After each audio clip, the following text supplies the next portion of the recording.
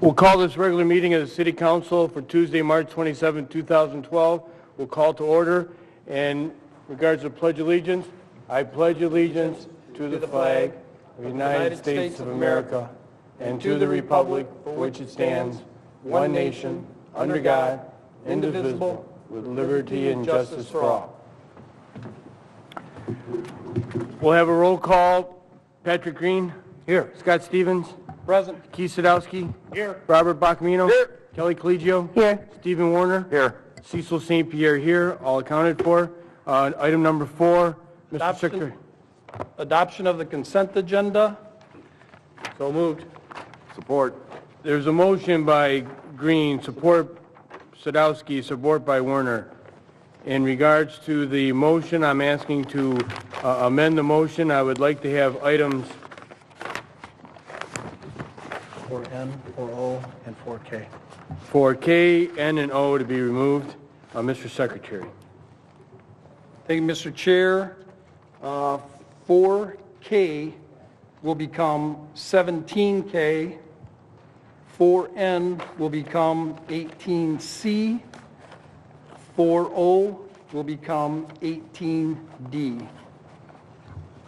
Next item. Well, we have to question the motion. sorry. All in favor of that motion and those amendments, say aye. Aye. Aye.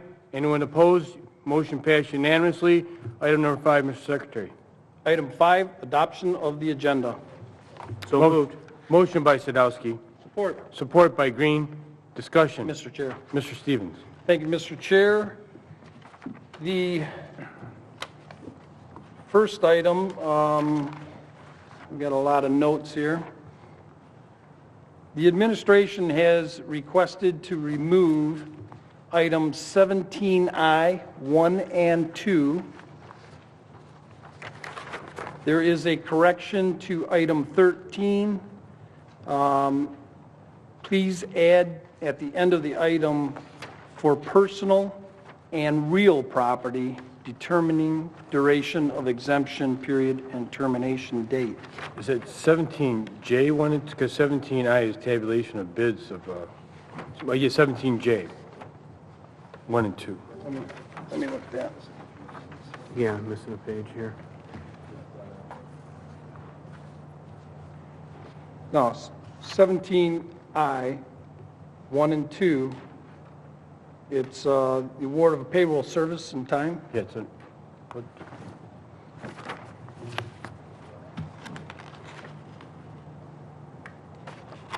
Do I get a different agenda? No, I think we're missing a page on the paper copy that's in front of us, Cecil. Okay. What we know that it is for the tabulation of bids in regards to payroll services and time. Yeah. Okay, and then the administration would also like to add under correspondence from the mayor, which will be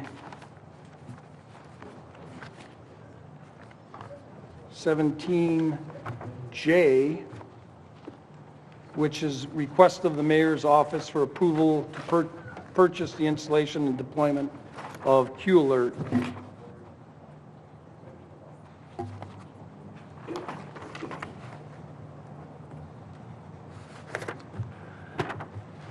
Any other proposed changes to the agenda?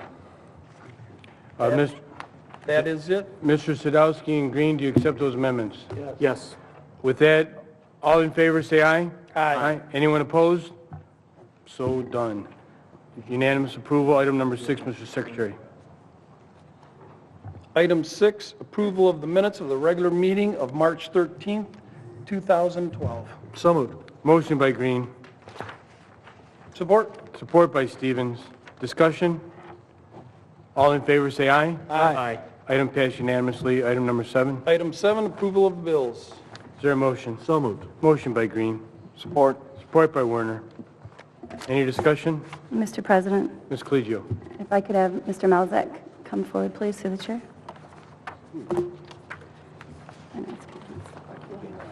Here it is. Good evening, Mr. Malzek. Good evening, Council. Thank you. Yep. Just a quick question for you. I know last time I asked you regarding how the city keeps track of gas usage in the city, and you mentioned people use swipe cards, and, it's a very monitored system.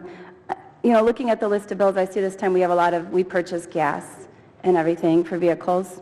I was wondering if you could, for me, if you wouldn't mind, I would just like to see, like, in the last 2 or 3 months, how much gas was rationed out, through the cards, and how much gas was purchased, just if I could see them, side by side, if you wouldn't mind. No That problem. would be a big help for me, Sure. And I appreciate it. I meant to call you earlier. I've just kind of had a crazy day. And also on the list of bills, I see National Field Services and Neptune Technology Group as well. Do you know if we're kind of near the end? Have we purchased all of the meters already, and now it's just the installation? I know you're not, that's probably Tom Polakowski, but do you have any knowledge of that, or?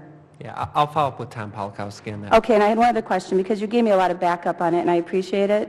But one question I had from reading it that I kind of couldn't find in the backup was, when we did the bidding process for, the Neptune readers and National Field Services, when we bid out these units, did all the bidders have to post like the same amount of bond? If you could find that for me too, I would appreciate it.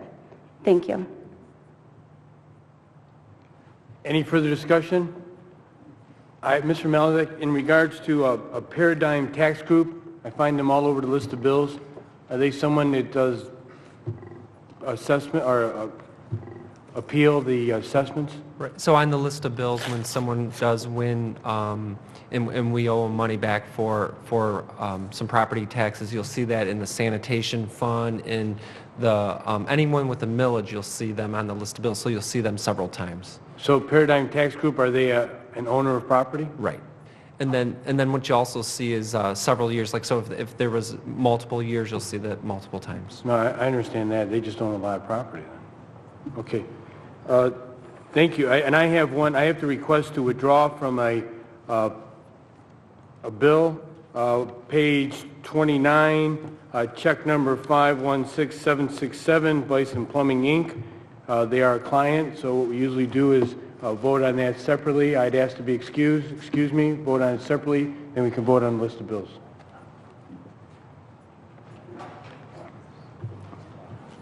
I'll amend my motion to exclude that check. All right. Any support? Support. Support by, all in favor, say aye. Who originally supported? I'm amending my original motion. Okay, and then Who supported me? I did.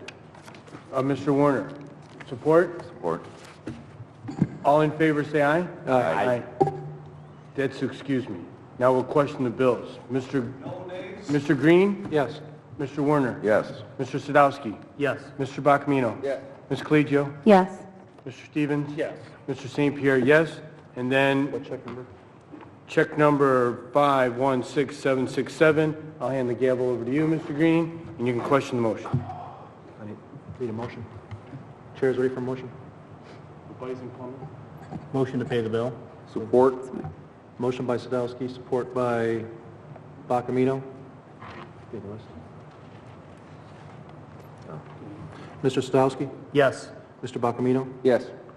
Ms. Colegio? Yes. Mr. Stevens? Yes. Mr. Warner? Yes. Mr. Green, yes. Motion passes. Thank you. Chair back. Thank you, Mr. Green. In regards to the next item, Mr. Secretary, Item 8 is budget expenditure report. is there a A motion? motion to receive and file. Support. All in favor, say aye. Aye. Passed unanimously. That was, it was Mr. Stevens' Yes, motion, Stevens. and then Mr. Green, Green. second. Thank you. Item 9, announcements.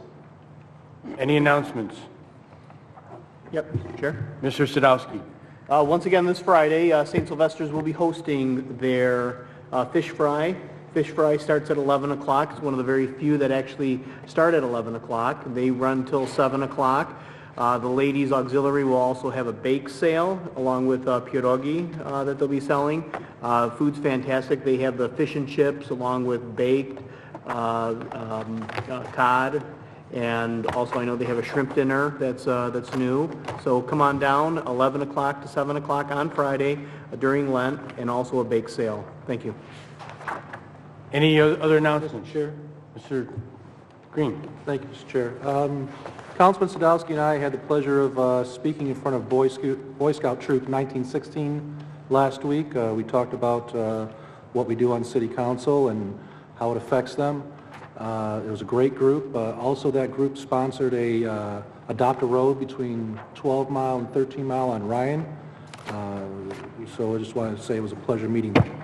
Also, I was invited to Fitzgerald Public Schools Senior Citizen Bingo last week, Wednesday. It was a great time. I want to thank the superintendent and school board member Larry Catella. So a couple things I didn't know about there. I just want to read off this really quick. Fitzgerald Public Schools has an indoor track, and the facility is open to the community. The hours are Monday through Friday from 6:30 a.m. to 7:30 a.m. They also provide free gold cards to residents 60 years of age and older to attend any sporting event except regional and state events. They have a food pantry that will provide approximately 2 weeks of food and clothing to district residents with children who are attending the schools. It was a fun time. They had flying pancakes, which I didn't exactly know what it was, but I learned really quick. You had to stand 5 feet away, and the lady making the pancakes flew them to you. And she hit the plate 3 out of 4 times with me. Last Saturday was Taste Fest, a benefit for Liberty Family Outreach that was very, very well attended. I think they did well. And finally, I want to congratulate all the Warren Consolidated School students who participated and were awarded in the Warren Con Writing Celebration held last week. One part of it was at Warren Mott High School. All the kids did a great job, and I just want to congratulate them. Thank you, Mr. Chair. Any further announcements? Mr. President? Ms. Collegio? Thank you. Friday, April the 13th at the Owen Jacks Rec Center, I myself, and I believe Councilman Bacamino as well, will be there. We're going to be hosting another neighborhood meeting. Our first meeting went very exceptionally well. This meeting's topic will be our city parks, taking back our city parks. I'd like to invite any residents out that have concerns with the parks. I heard some concerns at our other meeting, and I think it's something that we should take a little time and pause and, maybe something like a neighborhood watch in the parks or something like that could come out of it. I know I spoke with several churches, and they're interested in something like this. Also, the Warren Commission on Senior Health is on I believe our consent agenda. Oh yeah, it's 7 p.m. Thanks, Councilman. 7 p.m. Owen Jacks, April 13th. Also on the consent agenda, Warren Commission on Senior Health, Helen Schaaf was appointed to that commission. We'd like to welcome her and thank her for volunteering her time. Anytime someone volunteers for one of our commissions, we want to make sure that we take note of that. And also, I received a call from a Mr. and Mrs. Moran, a wonderful Warren couple. I had a pleasure of meeting. And the last council meeting, I believe they were mistakenly named as landlords, and they're not. There was a clerical error. So I just want to make sure we cover that and let everybody know that it's just a typo. Mr. and Mrs. Moran are wonderful people, and I enjoyed meeting them. And also, Councilman Bacamino and I had the pleasure of going to Stillwell Manor for St. Patrick's Day and having a wonderful party with a lovely group of people over there. And we're looking forward to holding some events there in the future as well. Thank you. Mr. President. Mr. Bacamino? Thank you. I tell you what, I used to go down to Corktown, and from now on it's Stillwell. I'm telling you, Corktown's got nothing on the seniors. But it's also track season. Spring's here, and for a lot of high schools and middle schools too now, track season is starting. And the reason I mention that is kids are out running after school, and I know they're trying to get their times and get in. Just be extra aware that they're there. They should stop and everything at the stop signs and that, but there's more people out there running, and be aware of that. The weather's been great. We've been fortunate, but the students are out there now training. And I do bring it up. I think, Mr. Warner, correct me if I'm wrong, though. I know Mr. Bowman, Parks and Rec is having a 5K race, I think, right here at the community center. Correct. And I believe it's, I know Mr. Bowman, I met him at the community center. He's in training, so he's kind of challenging everybody to get out there and walk or run and see which council person can finish first or last or in the middle, or through EMS transport, I think. But he did mention that, and we'd like to see him out there. But I want to send a message now to all the coaches for the Warren schools. Fitzgerald, Mr. Green mentioned, but to all the schools. Track, it's a great event. I know the competitive season doesn't start at the end of April, so it'll be a great way to kick off your students after a nice month of training. Come to the Warren Community Center. I think it's April 21st. I'll double check, but I believe that's the date Mr. Bowman gave me. Mr. Warren, I think, is nodding.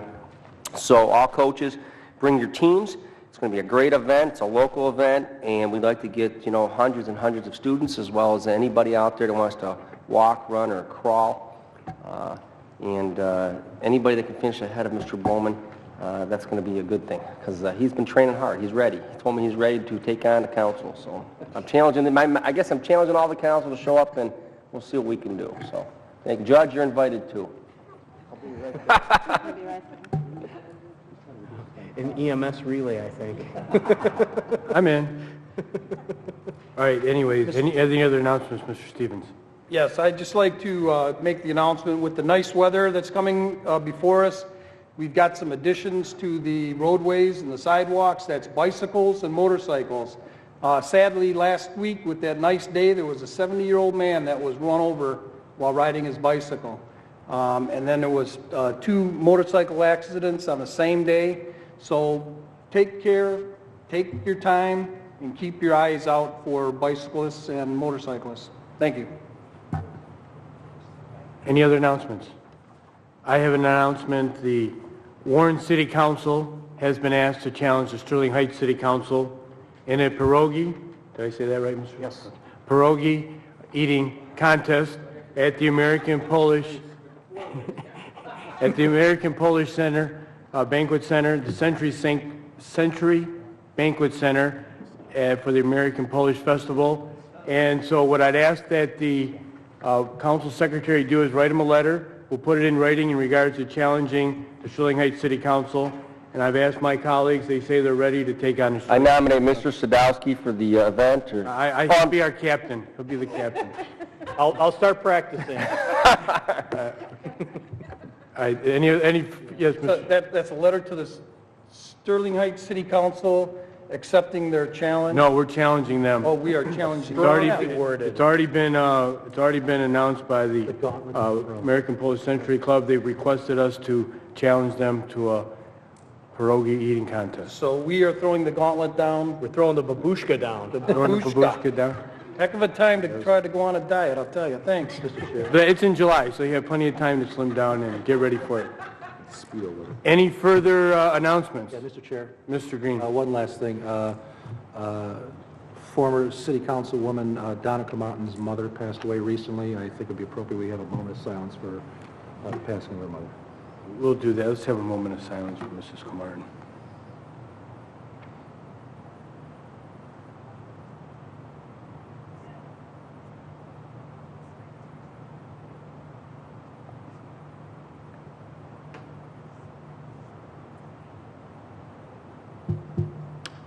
All right, thank you.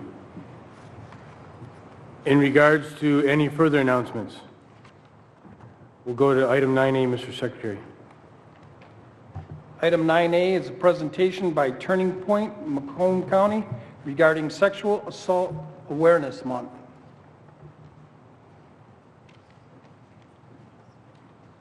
Ladies, the floor is yours.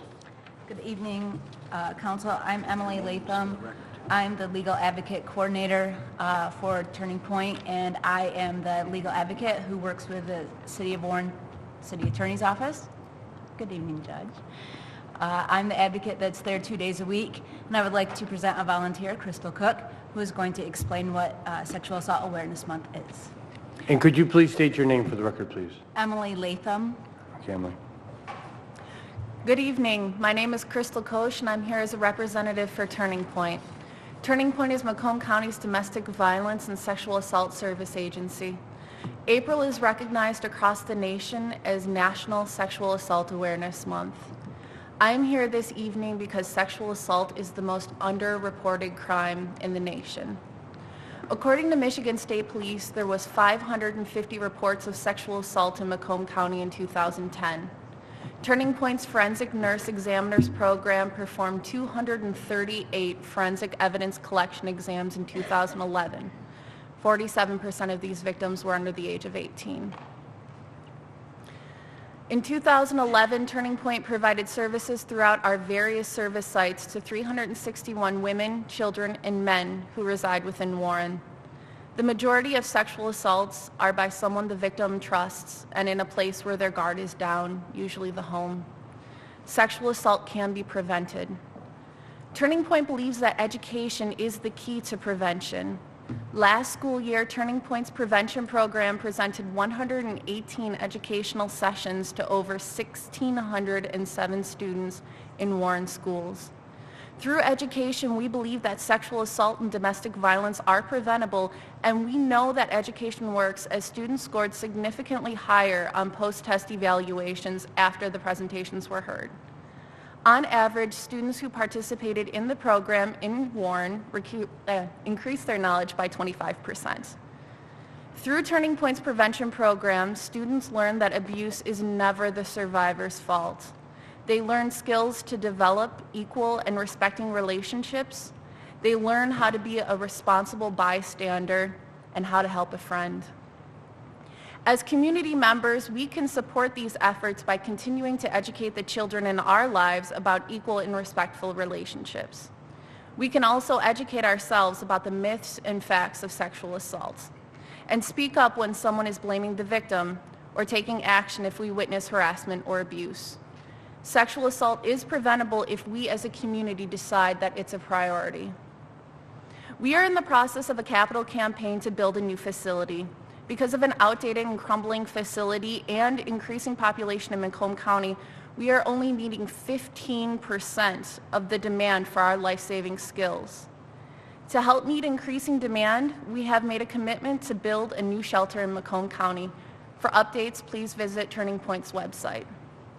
Thank you to the members of the community who have volunteered at Turning Point and support Turning Point through their donations. Thank you to the board for including Turning Point in community development block grants, as this program helps support crisis and emergency services for your residents. Teal is the nationally recognized color given to sexual assault awareness, and today I brought with me several teal ribbons. At this time, I would invite all Warren board members to wear a teal ribbon for at least one day this month to raise awareness about the impact sexual assault has on individuals, families, and communities, and that it is preventable. It takes an active involvement from an entire community to end sexual assault. Thank you. Do you have any questions for us? Mr. Bacamino. First of all, thank you for coming today and reporting those statistics. I'm a math teacher, and oh my gosh, the statistics are sometimes staggering, as you mentioned. And as a teacher, sadly, for 20 years I've been teaching.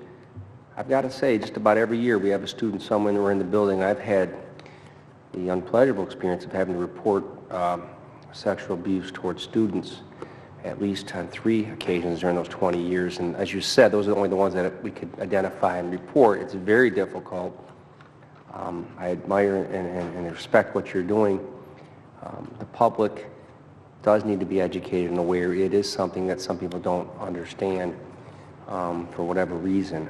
Schools are usually, at least, maybe correct me if I'm wrong, some of the first, I guess, identification areas, counselors and teachers and a friend will report to, usually, and a lot of times it's not even the victim, the survivor, it's a friend of the survivor that kind of encourages them, because it is such a difficult topic, and it's somebody usually they know. And sadly, I don't know what the statistics are, but I know many families, it's another family member sometimes, and there's that stigma, and they shouldn't be ashamed, they shouldn't be treated poorly. We should respect the victims, and if anybody does report it, please, if you're listening, treat it with it's just like you would if someone said they had a broken arm or they felt sick. You would take your child to the doctor, if somebody mentions that they've been sexually abused, parents, teachers, whoever, and even my colleagues sometimes, I know, are afraid to respond because you have to follow through. You have to really be prepared to take it all the way, and that's what we do. And then there's resolution, there's solutions, and then there's healing. But a lot of times it doesn't get followed all the way through. So please treat it. If someone even mentions it, even in a joking manner, sometimes it's a cry for help, and a lot of times it's a friend, a neighbor, a relative that they'll tell jokingly, or they'll come to it for help, and just to test the water, so to say, is anybody going to take me seriously? And when they get that help, and they're nodding your head, so you know that, and then they feel, okay, I can go forward with it, and bring it to the school counselor, and then they'll take it from there, and call probably you and set up things, and there's a lot of stuff that can be done, but it is something that, in my profession, it's not it's rewarding to see somebody finally get help, and you do a wonderful job. We have referred people to the Turning Point Shelter. I'm glad that you're doing the work that you do, and I think with CDBG money, I don't know, I think we give a contribution with CDBG, Yeah. so we're very proud to announce that. I think it's coming up at the end of the month too, so hopefully, I know you put that to good use. Wish we could have more. And anybody, that's what I want to ask you too. Where can people listening make donations? Because you mentioned they can check Turning Point, but what's your website? What's your phone number? And if anybody's listening, they can do that. Turning Point's website is www.turningpointmacomb.org. Turningpointmacomb.org. And the phone number is 586-463-4430. 586-463-4430. Yes, and we do have our secondhand store, Secondhand Rose. Secondhand Rose. Which is located in Mount Clemens. And so there's always donations that can be dropped off there. And I did have the opportunity, I do want to thank Warren tremendously. Warren Police Department, I spent last week at a training with two of Warren police sexual assault detectives, and they were at a training with me at an MCOLS training. So out of the whole county, they were the only two from the whole county and it was a free training, so there was no excuse. But Warren sent two detectives, and I was really excited to see them there, and they were very engaged, and so it was just Warren, I've been here for 4 years out of this court, and it's tremendous to work with this department and this city with sexual assault. It's a true honor. And I did live in Mount Clemens for 8 years in Secondhand Rose. Great place to donate any type of clothing, furniture, appliances.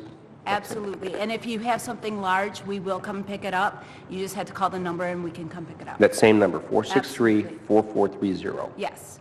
Thank you. And we had a request. Could you spell your name? Because for the recorder.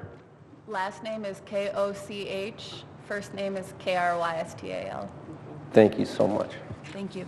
Do you want to mention there's a 24-hour, 7-day-a-week crisis line? Yes, and the number for that is 463-6990.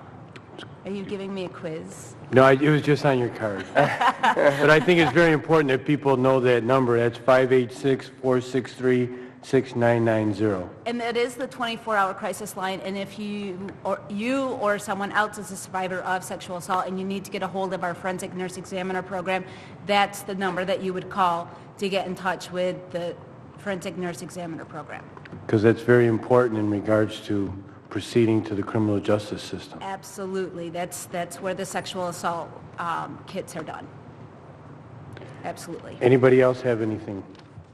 Mr. Chair. Mr. Stevens. I just wanted to echo my colleague's sentiments, and as I'm sure everyone else does here. And you mentioned that you're getting ready to open up a new facility. Where would that be that you're going to open that? The facility will be near where the old facility is in Mount Clemens area. Okay. And it's very exciting. We have received some money. We've received $2 million, and I believe we're about $1 million from our goal. And so it's very exciting. Our CEO does do tours of what we're planning to do, so if you're ever interested in that, you can again call the number and we can set that up. So if the council would like to see anything, we'd be more than happy to set that up.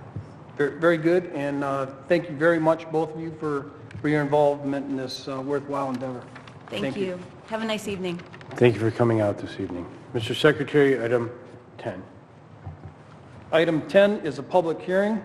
Determination of a nuisance at 13850 Topher, vacant, dilapidated one-story house, basement, woodshed, porch, patio, concrete walkway, and miscellaneous debris, and consideration and adoption of a resolution. This is a public hearing. Is there anybody from the public that wishes to speak on this matter? Please come forward.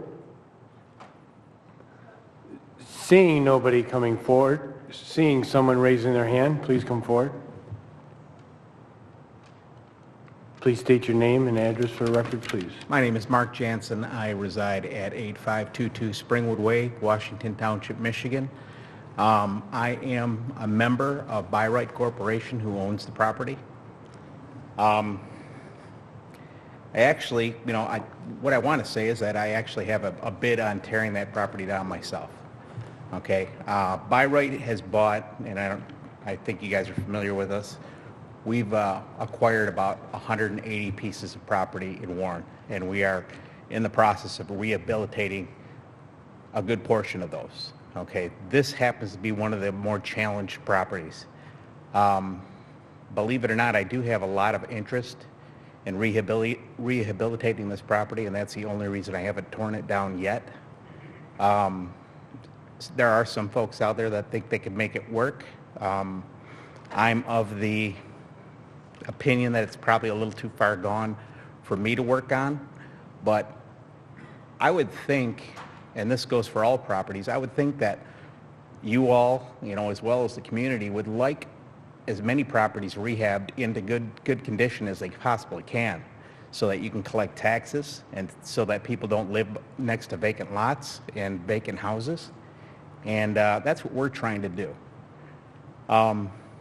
Again, this house may not be a great example of something that can be saved, but there are a lot of houses out there that that we're working on. We're working hard to make work. And again, like the folks from Turning Point offered, I'm willing to offer anybody an opportunity to come and see what we're doing. And again, maybe this property can't be saved, and I'm willing to look at your proposals as far as tearing it down and the reasons why, and I have to be open to other people who wanna actually live in the property. There are people who want to live in this property, and there are some decent proposals out there by people who can rehabilitate this property. So I'm not ready to throw in the towel on this, is what I'm saying. My eyes are open, and I do have the quote to tear it down, but I would like a little more time to discuss with the folks that are interested in saving the property, whether it can be done or not, and I'd be more than willing to work with the building department to come up with a proposal if there should be one. Thank you. Anybody else like to speak in this matter?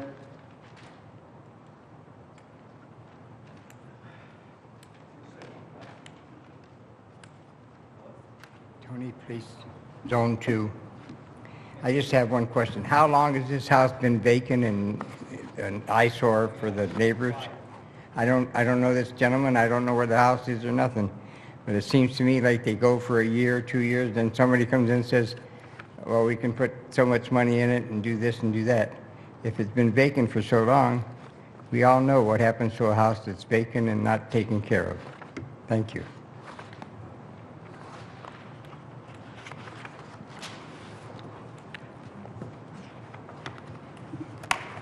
Henry Christofchik, longtime resident of the city of Warren. This gentleman that came up and spoke, or part of an owner that has an interest in that property, makes a lot of sense. There has to be a game plan on this council. Why destroy a building, a home? Why dilute the tax base?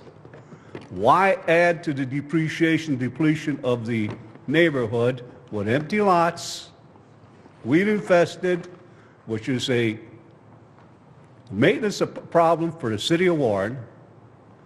The object should be is preservation, because this is the first thing of deterioration of that particular older section of Warren. is vacant lots. Let's face it, if you tear this house down, when will another home take its place?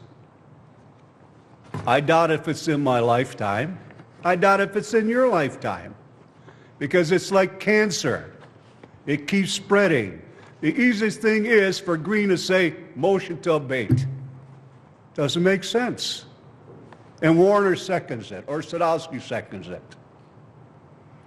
It cost $9,000, my tax dollars, which comes out of the general fund. The tax base is lowered, which supplements the general fund.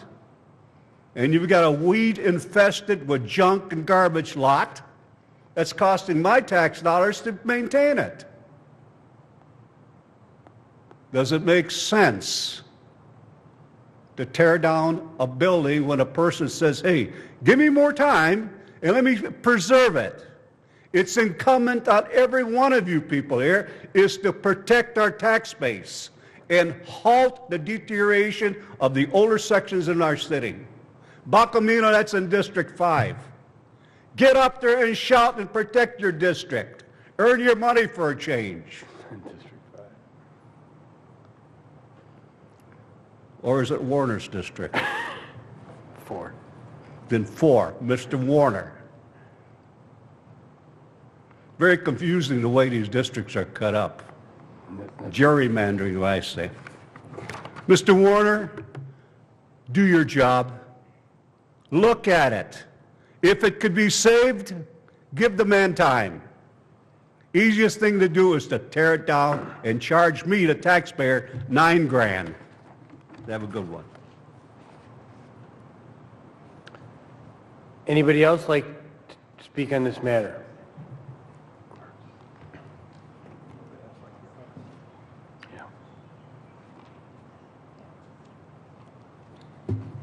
Karen Spranger, 7520 Hudson.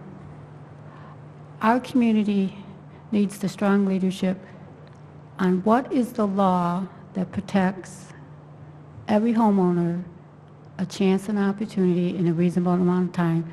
Because when we hear about these nuisance, and I've asked on the last question, when there's an amount that's charged, whether it's the water bill incorporated in this nuisance, or it's the structure of the building, tearing it down, there's a procedure to follow.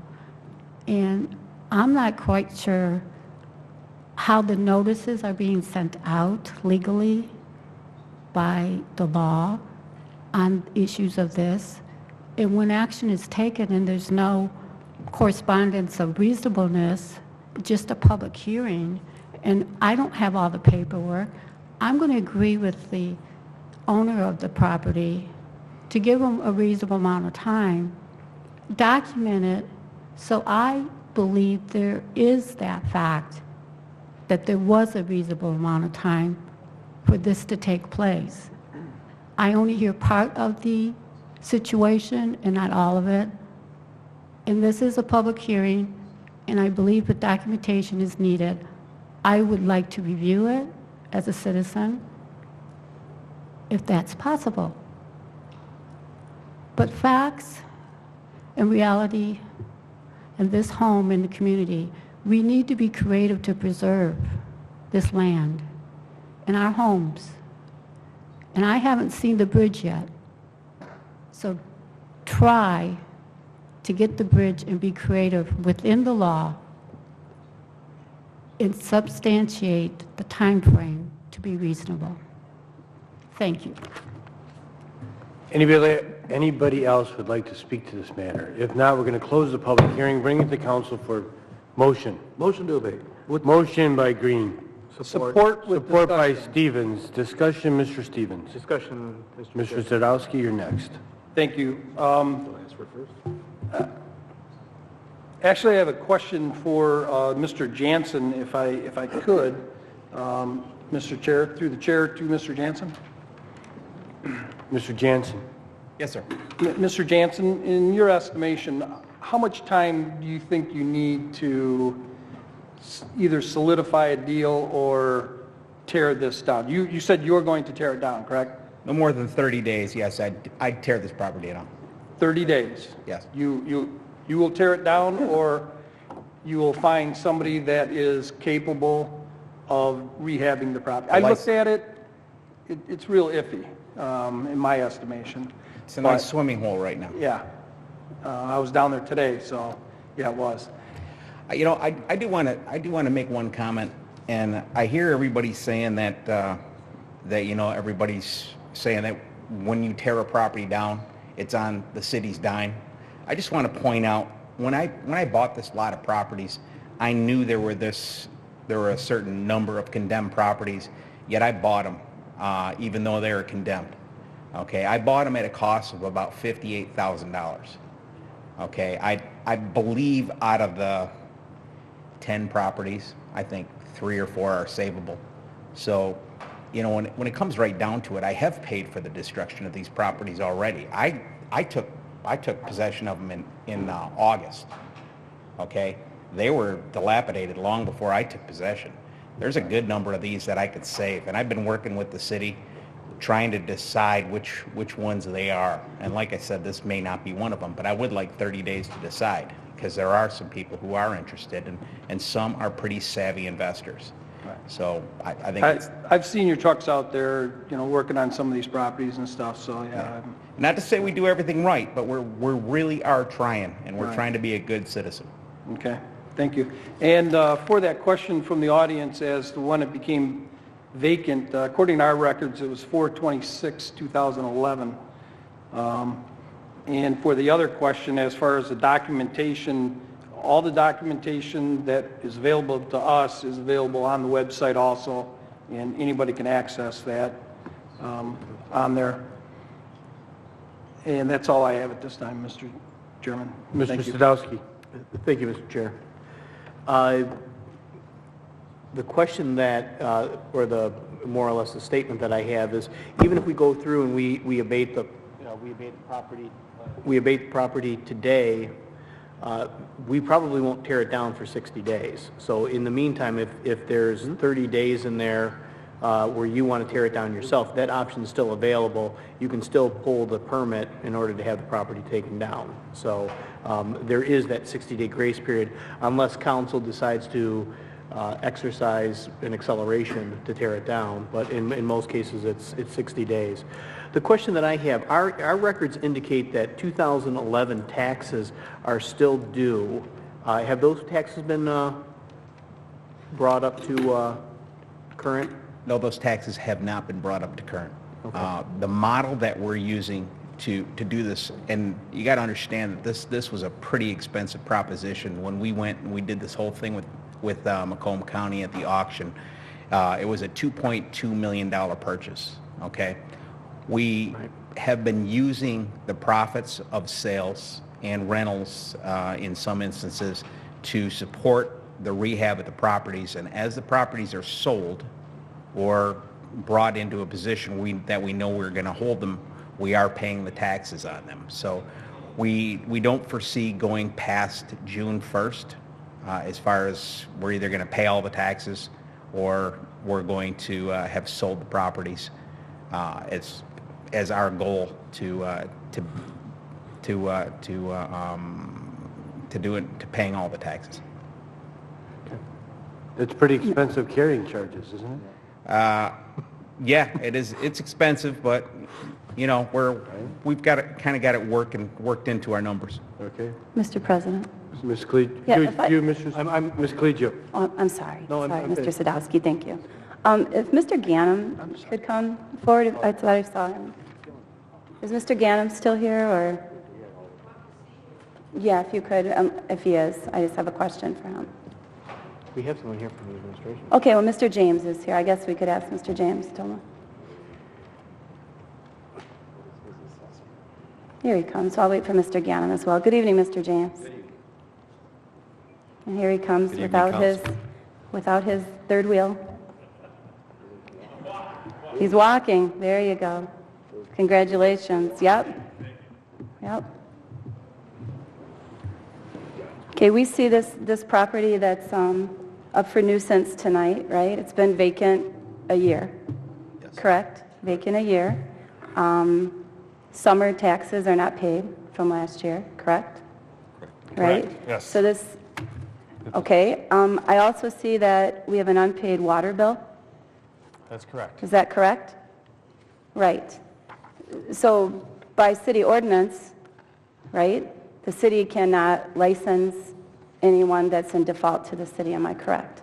That is correct. That is correct. That is the new rule for the city. I think it's an old rule, but we're enforcing Right, an old rule, correct? The rule is being enforced strictly now, yes. Right, and if residents, if you're sitting in your neighborhood and you're sitting next to a house that's been vacant and dilapidated for over a year, I would assume that those residents probably feel that's probably been just about enough time to take care of that property. Do you know if there's any rodent problems out there? Have we checked for that? Yes. Are there rodent problems? Or? Yes, there are. Yes. So we have rodents at this house. We have residents living next to a vacant, dilapidated house with rodents, right? We have someone that has not taken a step to pay their 2011 taxes, $1,532, and a $290 water bill as well, correct? That's correct. Right. My opinion, I think we've given just about enough time, my personal opinion. My motion is to, take it down, and if they take it down before, then that's fine. But, we have neighborhoods that are crumbling. A property that sits there that long with rodents and someone that doesn't even take the steps to pay their taxes, I have a problem with that. Thank you. Mr. Green wanted the floor a long time ago. I apologize. You're welcome. Mr. James, there's been an assertion by the owner that this could potentially be saved. And what's your opinion on that? I would have to disagree. If Mr. Jensen was the outfit that was going to repair it, I'd say it had a chance. I've had several people show up at City Hall wanting to purchase that property for $500 to $1,000.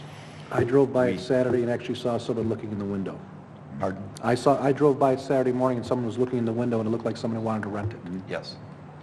This property was bought at the auction, forfeitures. When the property was purchased, it had over 3 foot of water in the basement. At that time, it had a little more siding than it does now. It's slowly being stripped. There's a lot of damage to the property. I feel that, again, if Mr. Jensen and his crews were to tackle that job with the amount of work they're doing, their cost would be a whole lot less than, say, an individual, because it's a bulk. I tend to agree. Mr. Jansen, do you have a second? Thank you, gentlemen. Mr. Jansen, this has come up to us before where a property owner has said, I'm going to tear it down. What we've done in the past is we've gone through with the abatement, and then if you get it done before we get to it, then it goes away. Our abatement basically doesn't exist because there's no property to tear down. Having looked at the property and speaking with the administration, I tend to agree that the property is not salvageable in its current condition. And I think that's a double wide lot for that area, is it not? Yes, it is. So while there may be value, and I do understand your business model, and while I don't like that the taxes are taking time to get paid, I do understand it, although I don't agree with it based on the parameters of what we have to work with here. Right. So I think the way it's going to follow here is that we're going to make, the abatement will go through, and then you'll have up until the time that the administration does a bid on tearing it down and gets the contractor out there. If you have it done before that, you'll have it done cheaper, I think, with your own crews than us contracting it out directly. Okay. And I do want to make a comment, if you don't Please. mind. I'm sorry, I can't see your name, but I understand your point. It seems like I'm being a bad citizen because I haven't paid my 2011 taxes yet, but you got to understand I've got 180 of those. And what I'm trying to do is my thought is rehab first.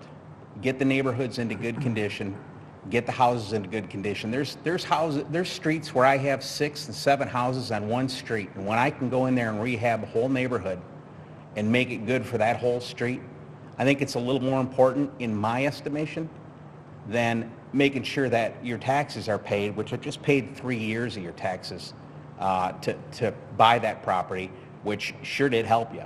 I mean, I know it did. And it was a good interest rate.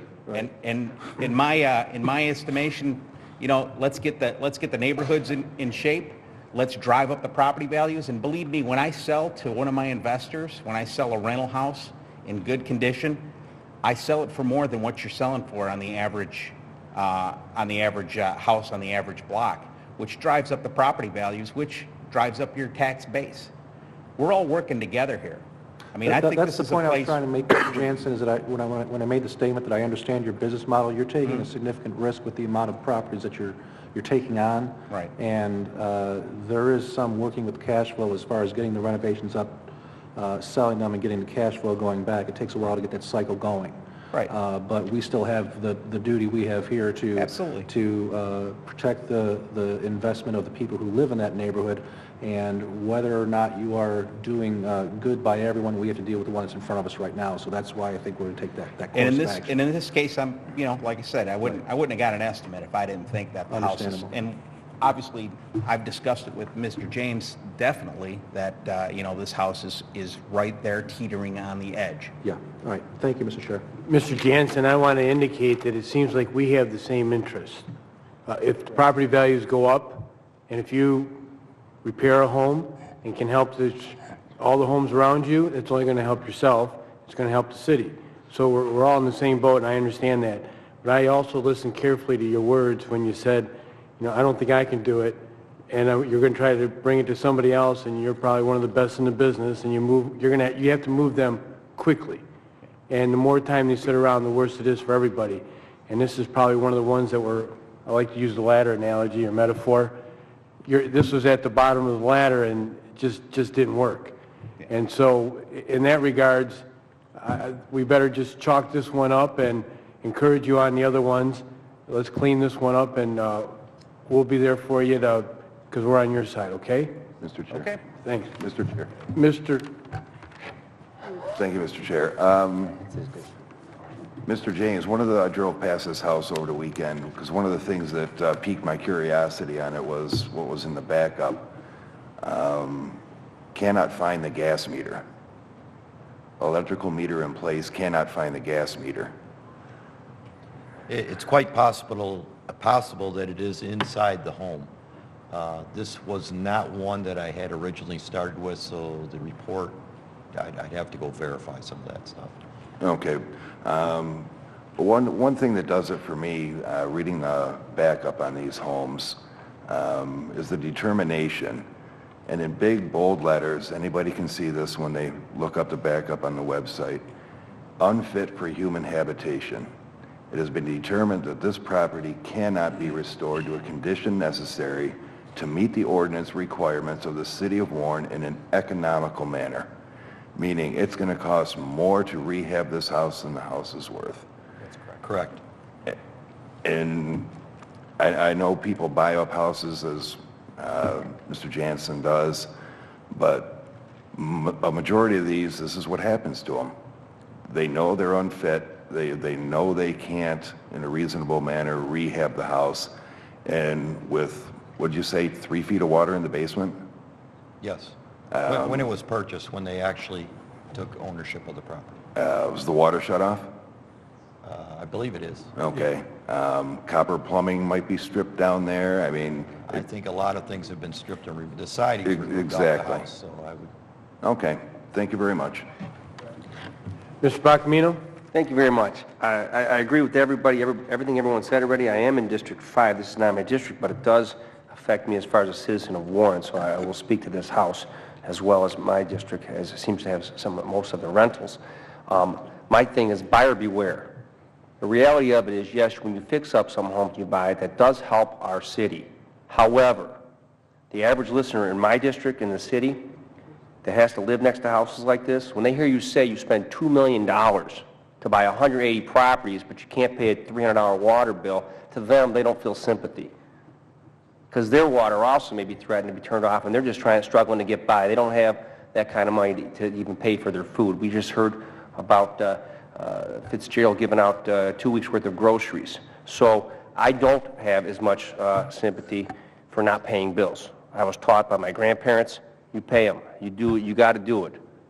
And yes, your Well, as Mr. St. Pierre said, the interest rate's pretty good if you don't pay your taxes. I pay my bills. We expect everyone to pay them. And what's happening, and let's be honest, you're buying properties at auctions, you're cherry picking the best ones that are able to be fixed. And the ones like this one, yeah, you couldn't get to it because it was in bad shape. Water in it, you mentioned yourself, when you bought it, it looked like it would be tough to fix. When you say that and you buy 180 houses and this one you cannot fix, the residents suffer. I'm here representing the residents. You can do a great job, fix the houses that you can, we appreciate that, but this one, I mean, and citizens come up, and you want to save a house like this, move next to them. I invite you. You think this is a picnic living next to a rat-infested property? I'm sure people would rather have it torn down. At least the grass can be cut. The city has been doing a great job cutting the vacant houses. We lowered it from 12 inches. The mayor has lowered it to 6 inches. We've done a great job. We bait for rats, so we get rid of them once we tear it down. I'd rather have it torn down, but I invite anybody to live next to this house for 1 month.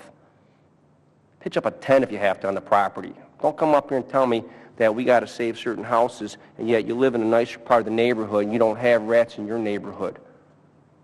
This is a serious problem. We're attacking it aggressively, and I'm sorry this one is not salvageable, but I'm not going to sugarcoat it to the audience. You can sit down. I didn't ask you to come up. Thank you. You've already had your chance. The people next to this house deserve a chance, too. I'm not as nice as some people, I guess. I've been told that many times, and I take it as a compliment. I think it's got to come down. I know it's not in my district, but Mr. Warner, it is a city of Warren, and I have a lot of these in my district as well. And in the future, I'm letting people know. Take care of it. Pay your bills. Pay your taxes. If you can't afford the taxes, then you shouldn't have bought the property. Mr. President, if Ms. I could just ask Collegio, Mr. Gannon one more. We'd like to move on. Go ahead.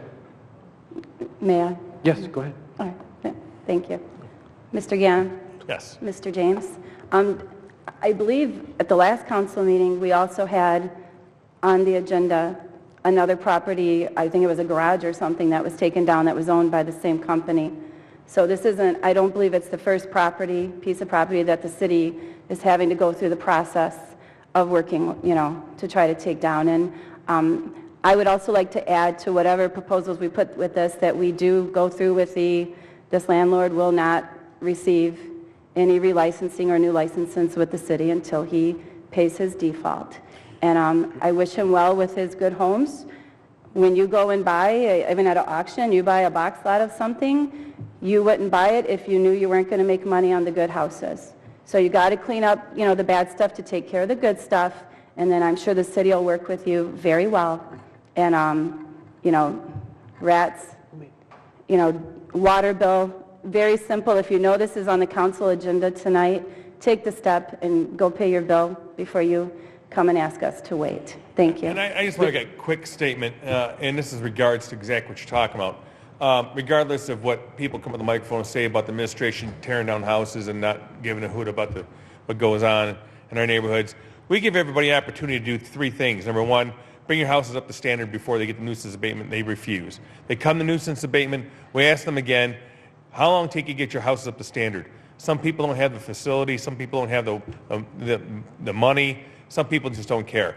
And the 3rd thing we ask, if a buyer does come along, meet with me in public service, because after it comes from nuisance abatement, goes to me, and then I will get basically a whole schedule for you to say, by this time you're going to do this, by this time you're going to do that, by this time you're going to do this. Show me that you have the money. Show me that you have the wherewithal to do it, and we'll let you continue. We're not here to knock down every house in the city of Warren. But the first thing I ask everybody to do is curb appeal. Get the outside fixed. Get the brick back on. Get the siding back on. Get the roof back on. Get the tarp off. Cut the grass. Make sure the shrubs are done. Make sure the concrete's done. Then button up the windows, and you can work in there as long as you want. But at least the people in the neighborhood don't have to look at it. And that's what I tell everybody. But some people, they just want to do it their own way, so they get to hear. And you guys are doing a great job at upholding the neighborhoods. And let's continue on doing that. And the people that can fix it, we'll let them fix it. The people say they can fix it and don't fix it, they'll end up here, and we'll end up tearing them down. Just so that everybody knows, it's gone a long way, gone through a lot of procedures, even before it gets here. Right. Everybody's had their opportunity. We just heard this one's almost been vacant for a year. Right. So it's time to act. In regards to the motion, to determine the nuisance, Mr. Green. Yes. Mr. Stevens. Yes. Ms. Colegio. Yes. Mr. Bachmanino? Yes. Mr. Warner? Yes. Mr. Sadowski? Yes. Mr. St. Pierre, yes. Item passed unanimously. Item number 11. Item 11 is a public hearing, determination of a nuisance at 13716 Topher, vacant, dilapidated, one-story wood house, garage, fences, porch, and miscellaneous debris, in consideration and adoption of a resolution. All right, this is a public hearing. We're going to open this up to the public. Anybody like to speak on this matter, please come forward.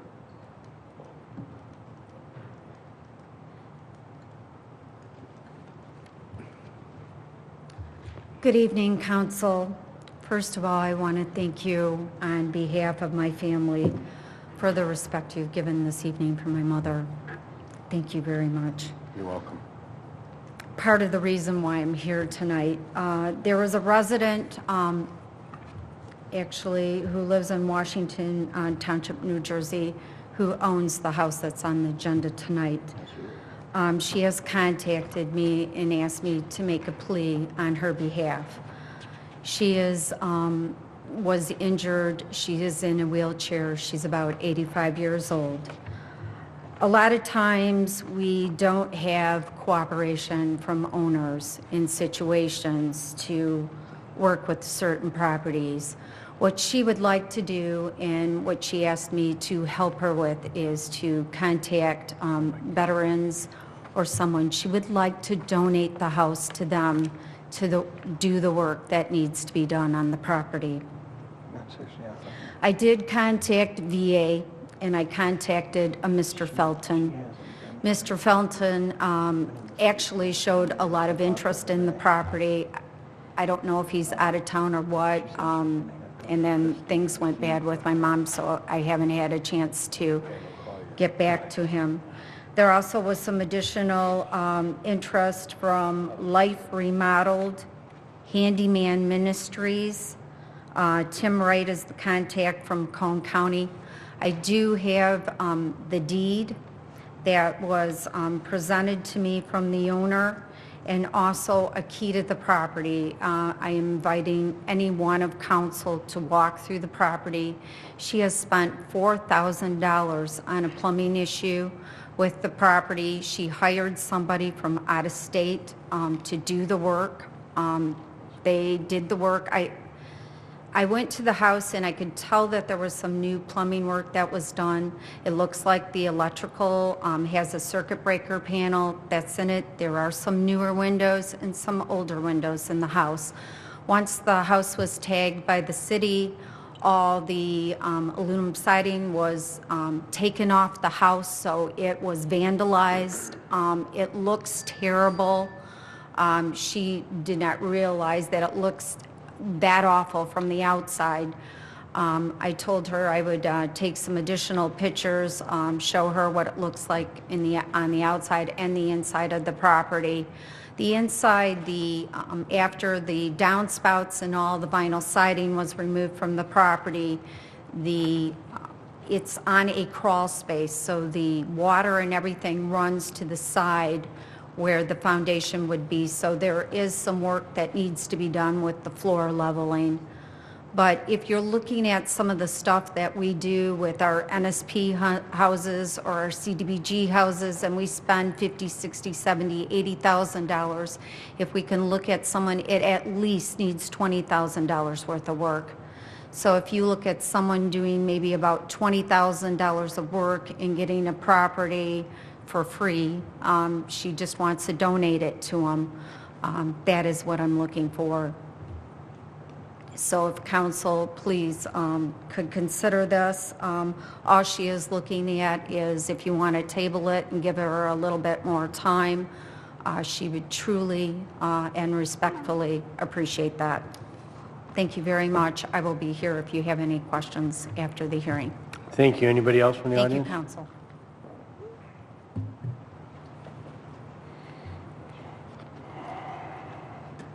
Henry Kristofczyk, longtime resident of the city of Warren, is another excellent example. If all possible, can his house be saved? It should not be like a condemned man. that doesn't have an appeal process. Look at it, reserve the tax base. You tear it down, and the taxpayer is stuck with the abatement cost, which is around $9,000. Now, to set the record straight, this council body ought to read Public Act 206. It deals with taxation. If a person does not pay his property taxes, he is not in default with the city. Because if the taxes are due on the 29th of February, you can no longer pay the taxes to the city after that time. The county takes it over. You people know that.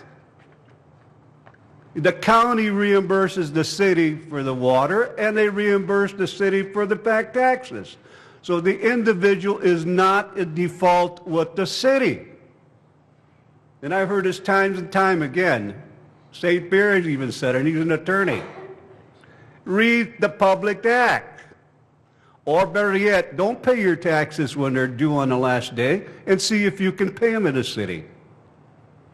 The county reimburses the city. Remember that. Don't use that as a criteria and beat somebody over the head that they owe the back taxes to the city. No, that's false. They owe it to the county. Ask the individual if he did not get a letter from the county. Tell him exactly how much it is and the quarterly rate of service charges he's going to have to pay to bring it up. He cannot pay it to the city of Warren. They won't accept it. It has to be paid to the county. Thank you. Anybody else from the audience? Please come forward. Karen Spranger. Again, we're back to the basics of simple law. What has precedence over procedures? Leniency, courtesy, and respect for our community. Probably you should write a good, strong resolution that even though you can abate it, you can table it and take action. Where's the leeway in the presentation of what she did today, asking that this is going to be donated, and it's $20,000. It doesn't even compare to the last situation. And I don't like to compare situations because they're very unique, and there's circumstances that are real. And when we talk about helping each other in the community, and we have people who want to make something work, and we connect the proper agencies, the grant money, churches that have people that can come in and donate their time to fix this house up so we can knock down the $20,000. Coordination, cooperation, these are things that I think some of the legislative body can get interested in and use. Our wonderful computer system that have these services available. And once we do this connecting of good people with good people, you guys won't look too bad anymore because you're doing the right thing to save something that's possible. It takes creativity, it takes hope, and we love our community. We don't need more vacant homes. We need people to live in a good environment and support that concept. Abatement should be the last alternative because there's no solution. Solutions are possible. Open our humanity. Look at the resources again. This is a classical case. Save it. Put the effort forward as a legislative body. I thank you. Anybody else like to speak in this matter?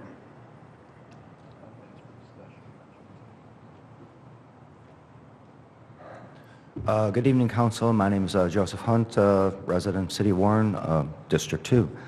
Specifically, this house looks to be exactly like right on the same street. So I'm sort of curious if it has the same rats, and the idea behind it, if somebody wants to donate the property to the city, if there's a procedure within the nuisance abatement hearings to give anybody who is the owner of the property the opportunity to look at the paperwork and give them these options in advance of actually reaching to the public hearing stage. Looking this up on the BNSA software, it looks like the assessed value of this house is $14,420, which basically, I found out from the Board of Review last week that the assessing department really doesn't go to houses unless there's a building permit. So this is probably well overvalued for the neighborhood. But at the same time, Donna mentioned that she's in personal contact with somebody to save the house, like Henry said, as opposed to it just being vacant land. So the idea is that even though I believe the value of the property is overassessed, but the idea is that the land would be worth $6,300 if you were to tear it down.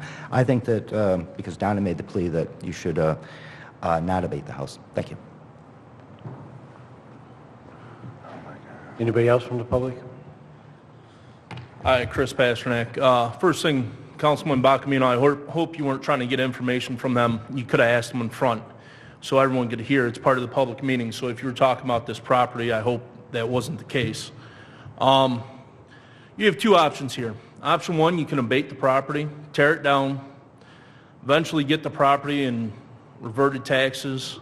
Whatever happens, the city buys the property, builds a home for $190,000, turn around and sell it for $20,000, maybe $40,000. So how much is the city out? Okay, you're talking $170,000, almost $140,000, $170,000 if something like that were to take place. You have option B.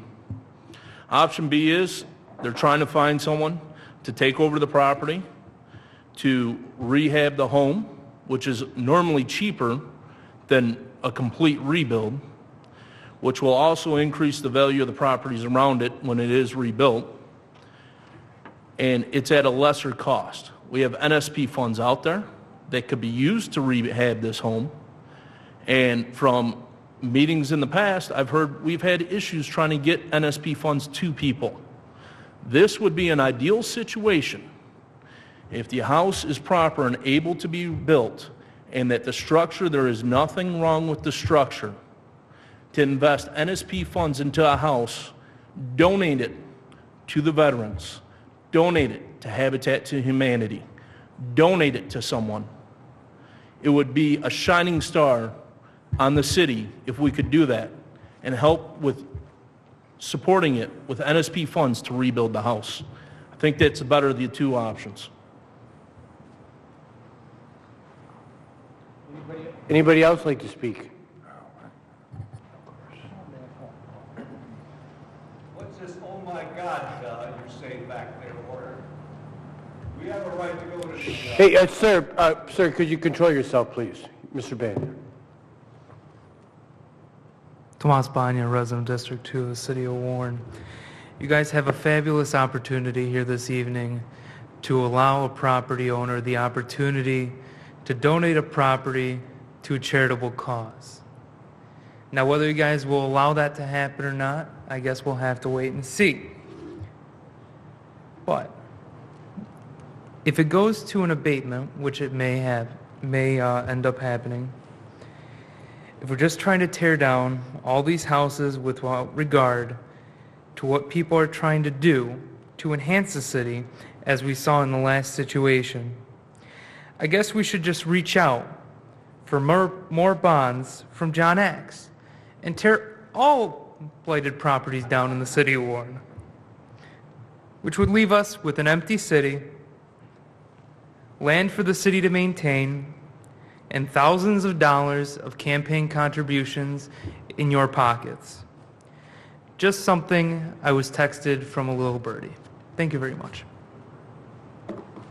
Anybody else from the audience? Or we close the public hearing, bring this matter to council for any motions? Motion to abate with discussion. Mr. Green, any support? Support for discussion. Support, Mr. Bacamino. Mr. Green, you have the floor. Thank you, Mr. Chair. You're welcome. Mr. Ganem, Mr. James.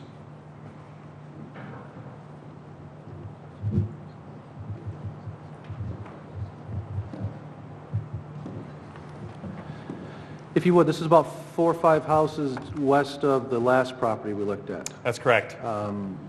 This one is not in the same shape as the first property we looked at. This one, while it does have some siding missing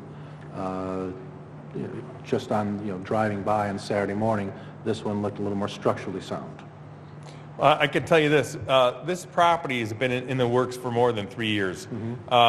I got contacted by the same lady that Ms. Comartin got contacted by probably about a year and a half ago. And maybe she just got on this case probably maybe 6 months ago or more. I don't know. But I've been in contact with her too. This lady has a child who lives locally. I contacted him. He wants nothing to do with the house. We're all for trying to get her to to rehab this house, through the VA or whoever. But so far, we have no luck. I did put it through the Rose Furlong about a year ago, and it was there for about 6 months. And she couldn't rehab it. She couldn't bring the money up to rehab it. Why couldn't she rehab it? What's that? Why couldn't she rehab it? I guess the MSP funds wouldn't allow it to happen because it was too far gone. Okay. All right. So she handed it back to me for nuisance, and again, we went through the abatement process again, and here we are. So we did make that attempt. We always make that attempt. So to sit here and say we haven't is absolutely wrong. Okay. So what we're looking for now, I will be more than happy to work with Ms. Comartin. I say that we don't stop the process because I don't want to come back here again 6 months and say we failed. I can surely take it out of nuisance abatement if we do have a deal and come back, or we just continue down that road. Ms. Comartin can make a deal with the VA hospital to rehab this house. We'd be all in favor of doing it. But if it ends up on that road again where it goes down there and never happens, I don't want to wait 6 months and let these people suffer again. So I'd like to add this is almost 3 years this has been going on. I'd like to add one more to that. We had a meeting last night, and there was a pastor at that meeting, Pastor Thompson, and this is a newer group. The Alliance of, excuse me if I may, Please. Mr. President. Yeah, thank you. The Alliance of Warren Evangelicals. They're a group of 25 churches in the city of Warren. At our meeting last night, a group of 25 churches is taking on this task of rehabilitating homes, and the end purpose. We didn't have the opportunity or time to talk into it in more detail. My first inclination, after speaking with Ms. Comartin this afternoon, and after hearing from that pastor last night, was let's see if this is something he wants to look at, or let's see if the VA can look at it.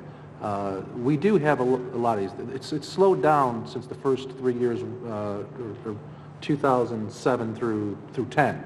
We had quite a few abatements, and this is the same mantra we've had for quite some time, is to save what we can. And we did that, I believe, Councilman Stevens and I worked on one that, or more Councilman Stevens, that, can we save one? It was an all-brick house, but in the end, it was not salvageable or renovatable.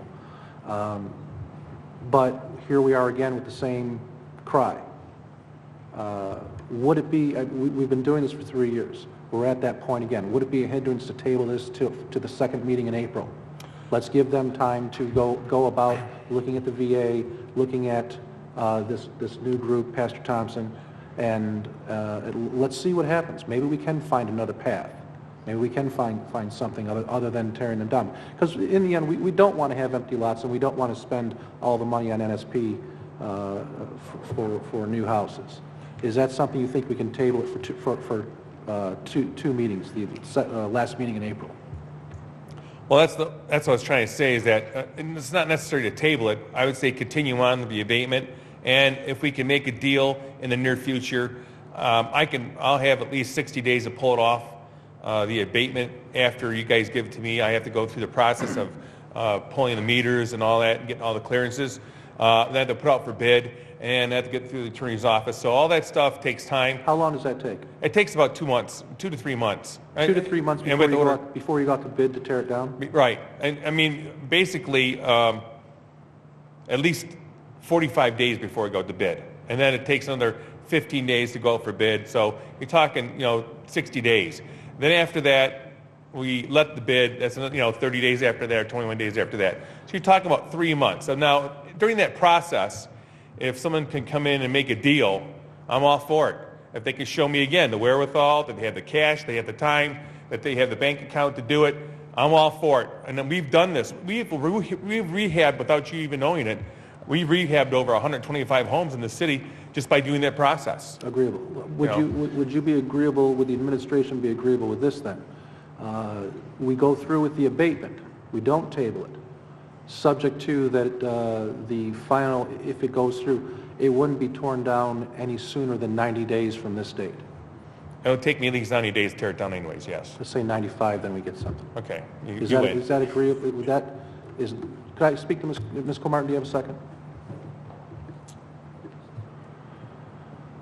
I know we spoke about tabling it for a month, but is that, I don't know if that's enough time, but if we go through with the abatement with a minimum of 95 days, that should be a sufficient amount of time to get the ball rolling and have somebody significantly interested. Well, my only concern is if it's granted by this council and then an independent agency looks at it and sees that it's granted for an abatement, then they may say, well, it's already approved by council, why should we take the interest? Now, can they pull a permit if that is granted? Yes. Those are my concerns.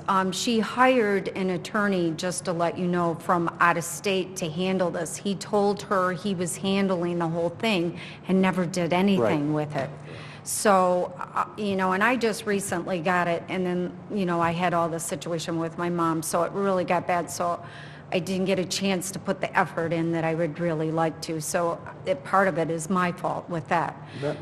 No explanation necessary. The process that we go through, though, I think 95 days is sufficient time enough to get somebody interested. And, sure. And in the motion, if I'm thinking we're going to continue down that path, in the motion, make sure the language is in there that, this is going to be abated, but it's being actively worked on. I'd Take it appreciate out of abatement, and you can get the copy of the minutes of that. If someone says it's being abated, here's the minutes. They know we're looking for it, but this is the process we follow. Okay, and like I said, I have the keys, so if any council member really has some extra connections that they'd like to share with me and we work together, I'd really appreciate it. Wholeheartedly. I've got the key, we can walk through the property, you can see, the absolute condition that it's in. Okay, but at this point, I'd like to amend my motion to abate to include the stipulation that the property not be torn down for a minimum of 95 days from the date of this meeting vote. There's been an amendment to the green motion, supported by Bacamino. I'll support with just a little bit of discussion too. Discussion. Thank you. A couple things. I agree with Mr. Green entirely, and some of the citizens that came up. There are special circumstances. Thank you for speaking on their behalf. This probably is one of them, especially with the VA involved in the Army. Myself, they helped me get my first loan for my first condo, and it's a huge. They can make a difference. So I wish you luck with that, Ms. Comartin. The question I have, though, there seems to be a lot of misinformation out there. I'd like to correct it since Mr. Yan and Mr. James are here already. I'm looking at our consent agenda, and over the past couple of months, I see abatements $2,000, $3,000. Today is $2,535.50 at Jewett. I'm hearing this 9,000 figure. I think I've never seen one that high. Mr. Yan or Mr. James, what is the average cost of abatement since you are the one that goes out to bid on these? We get them anywhere from, I've seen them as low as $1,900. I see them as high as $4,000. Okay. I don't think I've ever seen a $9,000 abatement. I didn't think so. I just want to correct, because there's a lot of audience members out there that are watching at home, and they think, it's a shock value thing. And the administration does a good job. We do select low bids and try to get these with the lowest cost to the taxpayers. And certainly $2,000, $3,000, especially in this area. I think I got one here on Jewett for $2,500. That's probably par. And I know Ms. Furlong was here, but I know we've never had a house built for $190,000 in the history of Warren. We've had some at around 170, 150, but not at 190. And I know, again, it's a small thing, but misinformation confuses the voters, confuses the citizens, and they do sell it for, we do sell sometimes with NSP money for less, so that fact is true. But I appreciate it, and I agree with Mr. Green. Thank you. That's all I have to say. Mr. President, if I could just make Please, just one comment. Ms. Comartin, if you'll contact me, I would love to hook you up with the ministers, the Alliance of Warren Evangelicals. They will be coming in the city of Warren with 50 other churches, a total of 75 to 100 churches from Macomb County, and they're targeting some neighborhoods. So make sure you call me, and maybe this could be one of their first projects. I really appreciate that. I do have one question for clarification, though. On this public hearing, it also says that the garage is included in the abatement, but it's my understanding that the garage is in really good shape. The only thing that it's missing is paint. That is correct. We can't have a standalone on the property, so the garage Then they're just going to use it for storage, and Yeah, there'll be all the kinds garage of is gonna problems, go alone. rats and everything. We've done pretty well, I think. We're not, hopefully we won't push it that far. In regards to the, Mr. Stevens. Thank you. I spoke with Ms. Masur this morning. She hasn't been to the state in a number of years. Very, very alert and with it, lady, though.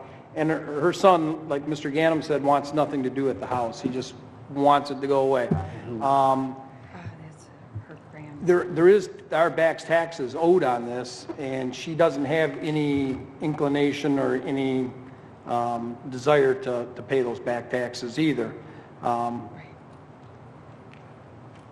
So I don't know where this is that far from item 11, to be honest with you. I'm in favor, in fact, I wanted to give the last person, Mr. Jensen, some time to see if he could work something out with his house, but that was not to be, I guess.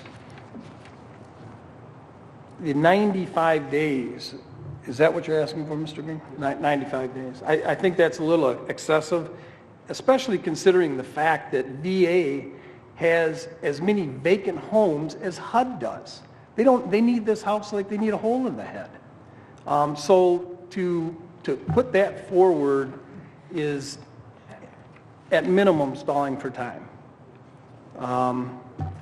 But if that's what this council wants to do, I'll listen to your vote. Thank you. Just to follow up on that, the gentleman prior to this abatement, he has the same opportunity. If he can show me that he has the wherewithal and he'll do the cleanup in the front and re-brick it and put all the siding back on and get the tarp off of it, get the weeds out from around it, and make it nice and button up the windows so no one can look inside, I'll give him time to get his house done. But it can't sit like it is, neither can this one. But once we voted to abate it, potential people are not going to, he can't sell it. I don't think there's anything goes on the record that it's abated through we don't put that it's being abated on the title. Yeah, we're declaring a nuisance, and there's no list pendants as of yet, and then we have to abate the nuisance. So, all right, in that case, Mr. Chair, I'd like to reconsider my vote on number 11 too. What that was number? Anyways, on number 11, seeing no further discussion, we'll question the motion. Mr. Green? Yes. Mr. Bacamino? Yes. Ms. Coligio? Yes. Mr. Warner? Yes. Mr. Sadowski? Yes. Mr. Stevens? Yes. Mr. St. Pierre? Yes. Item 12.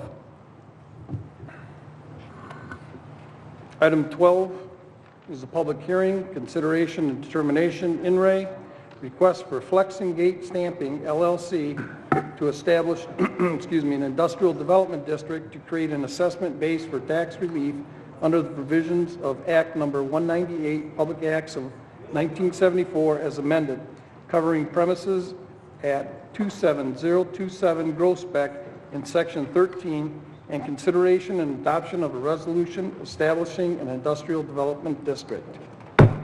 It's a public hearing. Is there anyone from the public who'd like to speak on this matter? Seeing no one from the public, I'll close the public hearing at this time. Bring it to council for motion and/or discussion. Motion and discussion. Is there a motion? Motion approved. Motion by Green, support by Sadowski. Sadowski.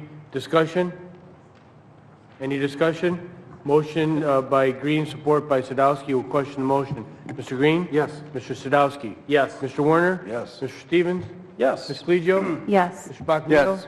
Mr. St. Pierre, yes. Item 13. Item 13, administrative hearing considering and consideration and determination of INRAE request of Flexingate Stamping LLC to approve an industrial facilities tax exemption certificate covering premises at 27027 Groesbeck in Section 13, and consideration and adoption of a resolution granting an industrial facilities tax exemption certificate for personal and real property and determining duration of exemption period and termination date. Is there a motion? Motion to approve. Motion by Sadowski. Support. Support by Werner. That's administrative hearing. Is there anyone from the, we need to hear from anyone from the administration? No one from the administration? Why don't we please come forward and maybe explain this, please? I think it's worth discussing when someone's investing $29,474,888 in your community. We'd like to recognize it. Good evening, Council. Nancy Burgess, Director of Community and Economic Development. Thank you for considering this application this evening. Flexingate Company has applied for an industrial facilities tax exemption for this location at 27027 Groesbeck, which is one of 3 of their locations in the city of Warren. Hey, Pat. As part of the application, they will promise to invest almost $30 million in personal property and create 100 jobs.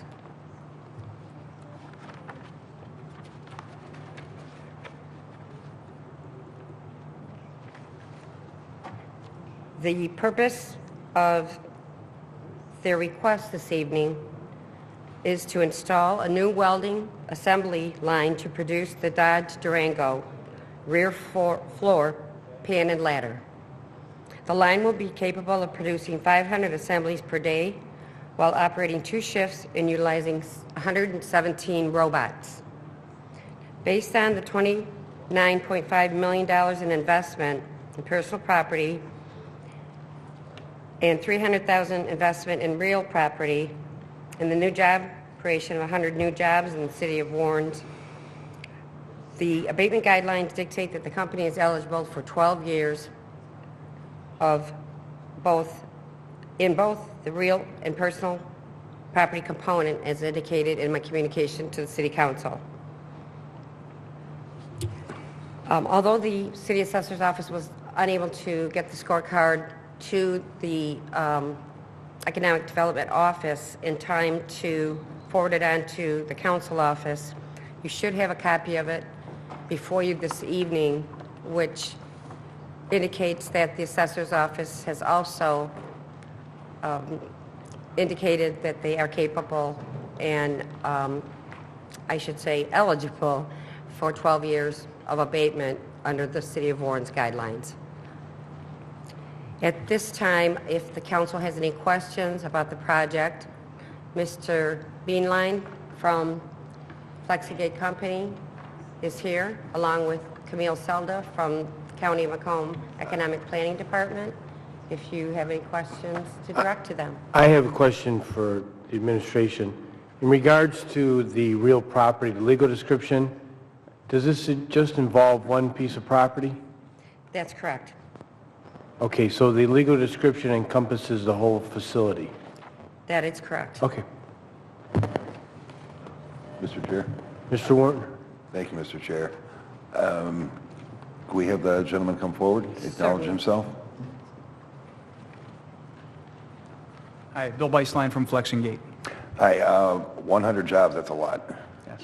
As with always, we always recommend, if you could, through the city's website, job applications where someone could send a resume. What kind of jobs are we talking about? Are they all skilled labor, semi-skilled? There's a mix of both. There'll be some skilled labor that'll be required to take care of the assembly line itself, and we'll be looking for hourly workers to put the parts together.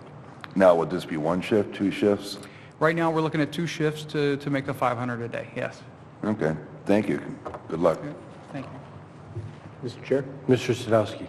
The facility that you're doing all the improvements to, that's currently a vacant facility that you're putting back into operation then? Yes, it's been empty for about 4 years, yes. Okay. And that facility is the sole operation then for what you're talking about for the Durango? Yeah, it coincides with Chrysler's decision to add a third shift at Jefferson, so we're going to be producing the floor pans for Jefferson North. Very good. $30 million investment for the city of Warren, 100 jobs. Yes. Got my vote. Any other questions from the council? Why don't we just explain to residents that are watching in regards to what is the floor plan for the Durango? The floor plan is basically underneath your feet, the driver, the whole way to the back end of the vehicle. It's the rail structure and the floor pans, the understructure of the vehicle, body and weight. And so this is where all the robots are going to come in. You got 117 robots. They're going to be hitting the welds throughout the... Yeah, 117 robots. There's over 1,500 spot welds on this and a couple of inches of MIG weld as well. So there's some heavy-duty technology going into this plan as well. Yes.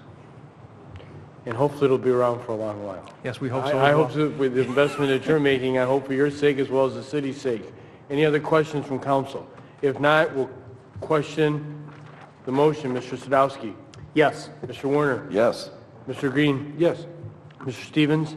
Yes. Ms. Collegio? Yes. Mr. Bacamino? Yes. Mr. St. Pierre, yes. Item you passed unanimously. Welcome back. Yeah, thank you very much. You're welcome.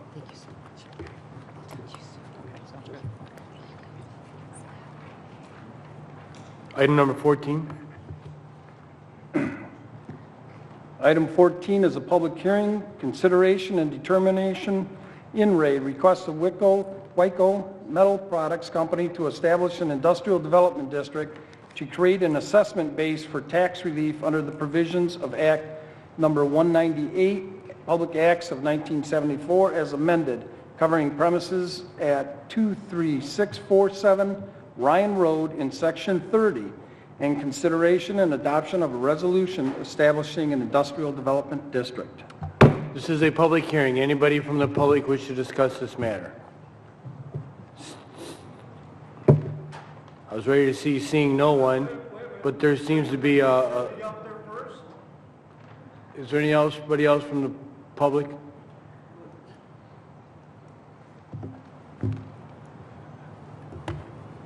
How can we possibly comment on this item when we haven't heard the proposal? Aren't you putting the cart before the horse? Have the petitioner come up and explain the proposal they have, and then the audience will have an opportunity to comment on it. It doesn't take a brainstorm to figure that one out. I will be back after the petitioner explains his proposal. Not if I close the public hearing. You do what you want. If you want to violate Thank you. I'm not here to argue with you. Next person. If you want to violate the Open Meeting Act, go ahead. Next person.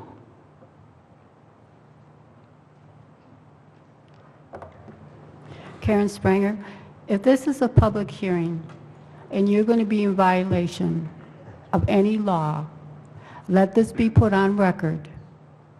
The citizens will file the complaint. I will also file another complaint that you are not being fair and honest about the paperwork that I feel needs to be pulled up, examined for the truth of what is supposed to be happening on the true value of this property. When I went to the Assessors Review Board, I was appalled to learn procedures are not being followed according to state law. Procedures are not being followed on true assessment values. When compositions are given to the board and the person who petitions walks in, presents their case, and it's a public meeting, the door is locked. You try to get in, you got to knock on the door to get back in because I had to go out to use the facilities. The point is, the information on the paperwork is very important to show the figures and the amount. You are talking today about something I can't see the figures on. And you're going to slide it through, whichever means you have, table it, do the procedures accordingly, give the person or us the right opportunity to examine the records. You're on notice. This is going to be a violation, and you're going to have to suffer the consequences. So thank you. Thank you. Anybody else from the public?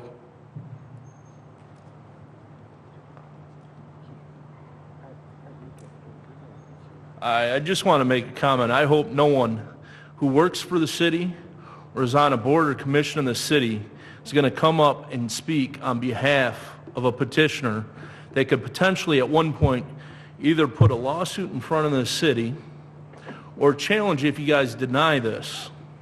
If you guys deny this, they can challenge it, correct? I want to know if that's a conflict of interest. And I hope someone asks that question tonight to our city attorney.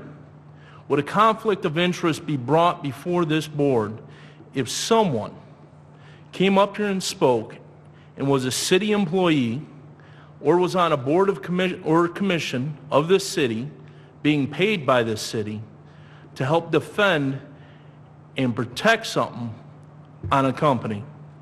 That's my only question, and I hope it's asked tonight. Anybody else from the public?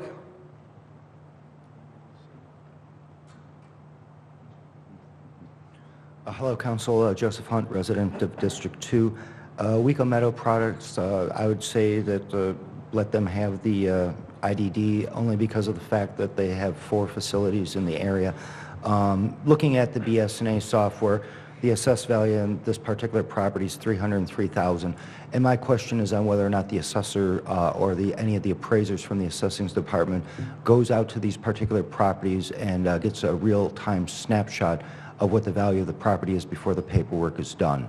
My recent Board of Review assessing foray led me to believe that these properties are somewhat overvalued, and I wanted to make certain that when the paperwork is submitted, that basically there's a true snapshot of the appraised value so that we know exactly what's going to be put down in the paperwork. And this is the idea, is that when I learned from the assessing department that they don't go out to any property unless a building permit is pulled or unless there's a special need, to make certain that when we give these abatements to the businesses, which we want to do, we want to keep business in the city, that basically the appraised value on the property is true and accurate, a snapshot of 2012. Thank you. Anybody else from the public?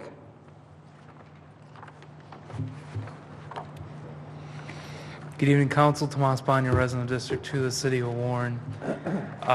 This property, I believe, if I'm correct, is in District 2. I've seen it. Somebody brought up a really good point. Could someone who is supposed to be quasi-representative of the City Council as a Zoning Board of Appeals member represent a petitioner here? There was a discussion at a committee of the whole meeting regarding it, but there was a legal opinion written on it that no one has been able to see because it's marked attorney-client privilege. So how do I know that that person is allowed to represent a petitioner in front of you guys if the ZBA is technically part of the Warren City Council? Just a thought. Thank you very much. Have a great day. Anybody else from the public? I will close the public hearing, bring it to council for motion and discussion. Motion to approve. Motion by Green. Support. Support by Sadowski. Any discussion? Discussion. Discussion, Mr. Stevens. If I may, through the chair to Ms. Burgess. I have several questions, and so I'm going to bounce around a little bit. I have to say, except for the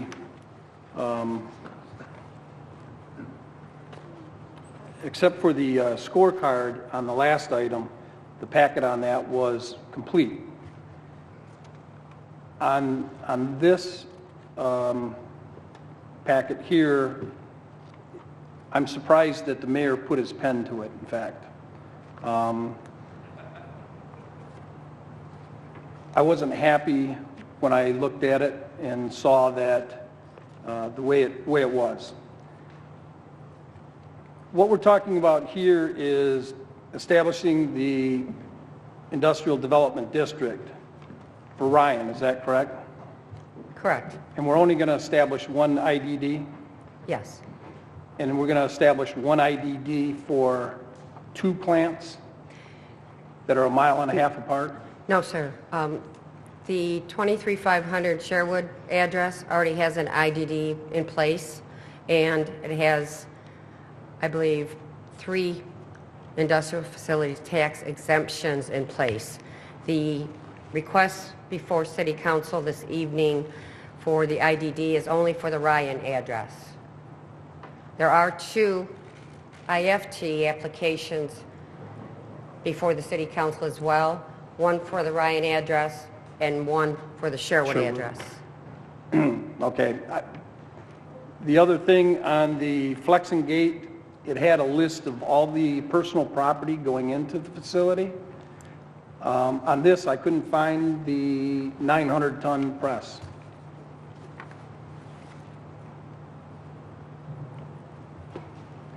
If you could direct me to that.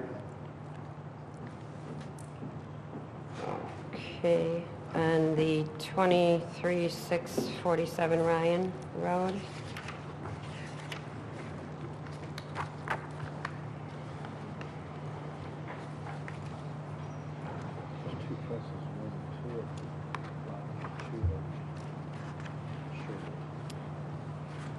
There's, yeah, correct. The very 2 first items on the list under machinery and equipment, which would be the page immediately following the application, indicates 2 separate presses. Now we're looking at the application communication, no, not the IDD. I understand, yeah. Okay. And that's why I said I was going to be bouncing around a little bit here, because I want to get it all straight in my mind before I go ahead with this. Okay, so on the Ryan,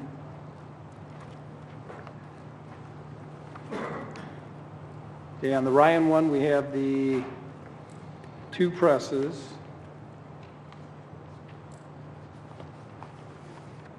Which were the, where's it at?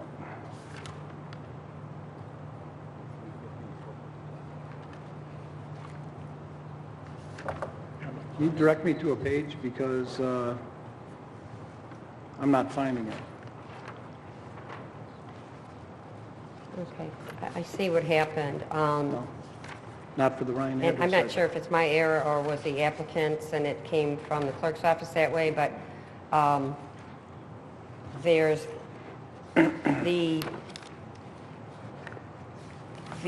page for machinery equipment for the Ryan address is on the Sherwood paperwork application and vice versa. And Okay. again, I'm sorry, I don't know if it came that way from my office. I don't know where the mix-up took place at, but see, I didn't even have the application. I don't have the application. What I have on my copy is the work. I've got the cover letter, and then it goes into the handwritten portion.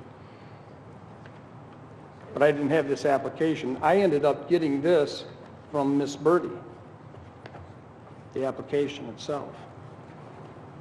Well, I know Did everybody else get the application in their packet?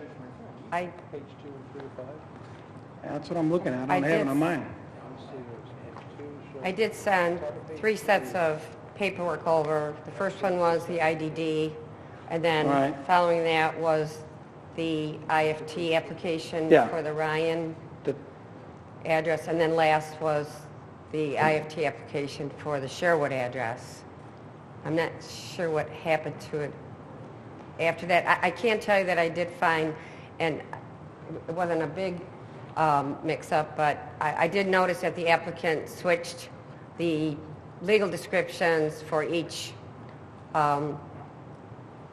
addresses, so I straightened those out because I recognized that those were, and it can be confusing when you're dealing with two different applications. However, I know that I did send 3 sets of paperwork over.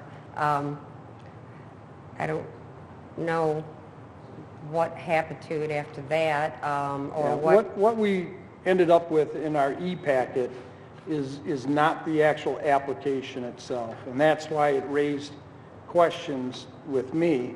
What I received from Ms. Birdie is not what I have in my e-packet. For the IDD? No. Okay. But I wanted to address it all at once if I could, just before I voted on the IDD too. All right. So this application right here that I have, that I got from Ms. Birdie, is what they submitted? The one that's dated March 2nd, up in the right-hand top corner, No. Warren City Clerk? It's the actual application that goes from, it's from the state's form. Okay, I'm not sure if you're referring to the IFT application. The or IFT, yeah, that's what I'm talking about, the The IFT. IDD application No, that, for the Ryan address? yes. Again, the one that I have that I sent to the council office would have had the city clerk stamp dated March 7th in the top right-hand corner. And it was immediately behind my cover letter. So hers wouldn't have had that because she wouldn't have had a stamped copy. Right. Well, let me just, let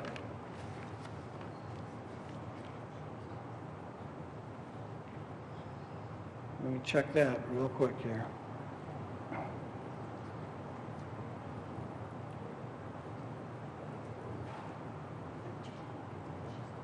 Excuse me, my computer is just moving a little slow. All right. The copy that I have, I guess what I'm saying, the copy that I have is stamped from the clerk's office, but it is not the same paperwork that I got from Ms. Birdie. Well, what I submit to the council office with my cover letter is what I get from the clerk's office, which is filed and stamped by the clerk. Right. And so I'm not sure what Ms. Birdie gave you. I'd have to see it, sir. Are we, Mr. Stevens? what are we This is questioning? the ID, what we have up on the center right now, what I see is the application for establishment of plant rehabilitation or industrial development district. That's the one that's stamped by the clerk on March 2nd? Yep. And that's what you have in your hand is the next item, that's the Yeah. IFT. Those Right. are two different applications, is that what you're asking? Because I'm confused now too. No, what I'm saying is, I'm looking at item 2, or the second item, not the IDD, You're looking at the IFT. the IFT for Ryan Road. Okay. And page 2 of that Is the same as the previous item, is that item. the same as the previous. item. Exactly.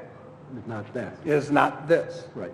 Then either it got scanned wrong or it got sent over. And that's what everybody else has on their computer too. I understand what you're saying. Because I was still on the previous one, that's why I was confused. I'm still Right. on 13. Well, Sorry. what I have is a signed Need copy. 14. by Constance 15. Wade, who's CFO, and their contact information. Can't hear you. After the mic. And the rest of the information is filled in after the city council approves or, Right. or denies. That's what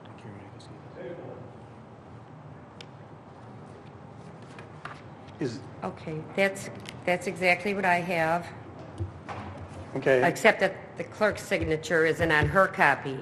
Right. So the copy she gave to you, nor is it stamped. Let on me the let me disconnect my computer here, and I'll bring you down and show you what I have, date. Okay. and what everybody else on council has.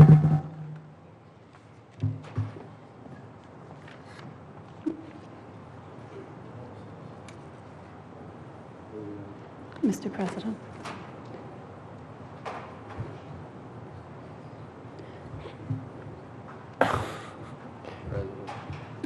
And this is If- stamped by... Wait, he still has the floor. Mr. Stevens still has the floor, and maybe he'll figure out what has to be done.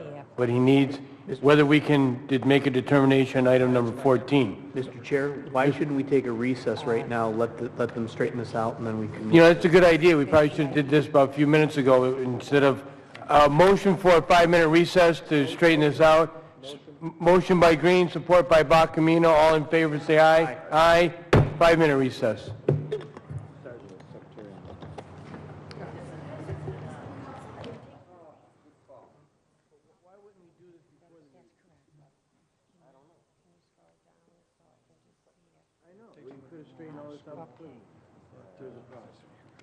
Do you have the cover letter? Yeah, I have the cover. Okay, and then page And then it number goes to 2? this. Okay. But see, that's what... Well, that's the IFT application, so that would be the next item on the agenda. 'Cause that would be, This is the next item on the agenda. Here, let me show you. okay. Get out of this real quick.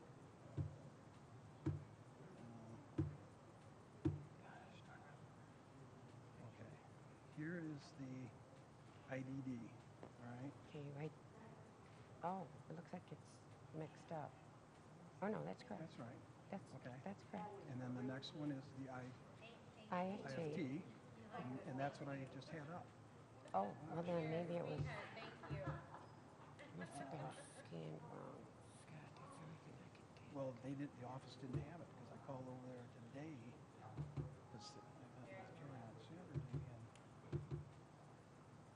This is what I sent. I sent this, right. and then this, and then this. The next item has the IFT, the actual form, your form, stamped by the clerk, but this is what we got, and that's what you sent over as the application. But I kept copies of what I sent, and so I have the IDD, the IFT for 23, well, for the Rhine Road, and then the IFT for Sherwood. So I'm not sure how it got mixed up, because Marcia and I even talked about it, and then I would have 2 IFTs for Wyco and the 1 IDD. So I don't know what happened once it got over there. So I can bring this up. It won't open for whatever reason now. I don't know why. See if the number 14 will open.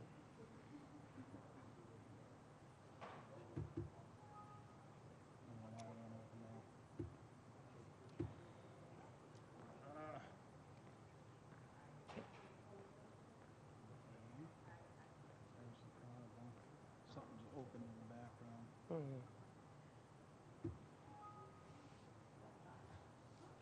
This is Keith's. Now, did someone make copies of this for you today? No, I got that from Karen Burton, Oh, but it's not the stamped copy from the clerk. so right. To me, it And doesn't it's not, mean anything. and it doesn't have my cover Right. letter or anything on. I wonder why, though, Marcia would...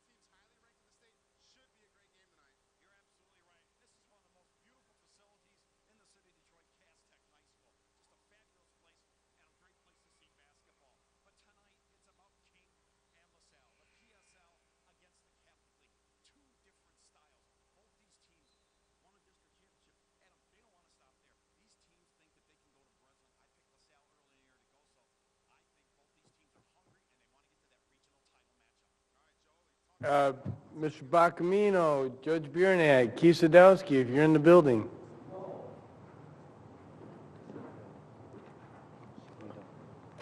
Well, we do have a quorum, and so we're going to call the meeting back to order. And Mr. Stevens, you had the floor, and Okay, Ms. Borges. yes, there seems to be some sort of confusion in the scanning or something along the way, and so that not the proper forms weren't received at this point. And I've talked with Ms. Burgess, and she is going to get those forms for us by the next meeting. In regards to the consideration and determination of the Industrial Development District, there was a motion by Green, support by Sadowski. We're going to question that motion. Mr. Green? Yes. Mr. Sadowski? Yes. Mr. Warner? Yes. Ms. Collegio? Yes. Mr. Stevens? Yes. Mr. St. Pierre? Yes. Item passed 6-0. In regards to the administrative hearing, is there a motion? We just had the administrative hearing, so motion to approve. Well, we can also table that because that was going to be the agreement to table it. Is there a motion to approve? We'll make a motion by Green. Support? With discussion. Support by Sadowski. Discussion in regards to the administrative hearing. Ms. Bourget, why don't you tell us what's going on in regards to the duration, exemption period, and termination date? And Ms. Springer, could you please excuse yourself, or I'll... No, please. We're running the meeting now. You're not. I'm sorry. I apologize, but Ms. Bourget is up there. Officer, could we please have her removed so we can go on? Ms. Bourget, please. Thank you, Ms. Bourget. Council, if the Industrial Development District is established this evening, what I can do is work with the applicant to amend the project date, bring it back to council at the next meeting, if the council will agree to hold the administrative hearings the next meeting, and therefore the installation date of the equipment, if they need to begin the installation after council approves, it won't hold them up in their project. But there appears to have been some mistake in the communicating the paperwork to council. I'm not sure where it happened. I have the paperwork I sent over, and we could still handle it in an efficient way or in an efficient manner if council took those actions this evening. But you'd have to table the administrative hearings this evening. Unless, I mean, that's up to the council, obviously.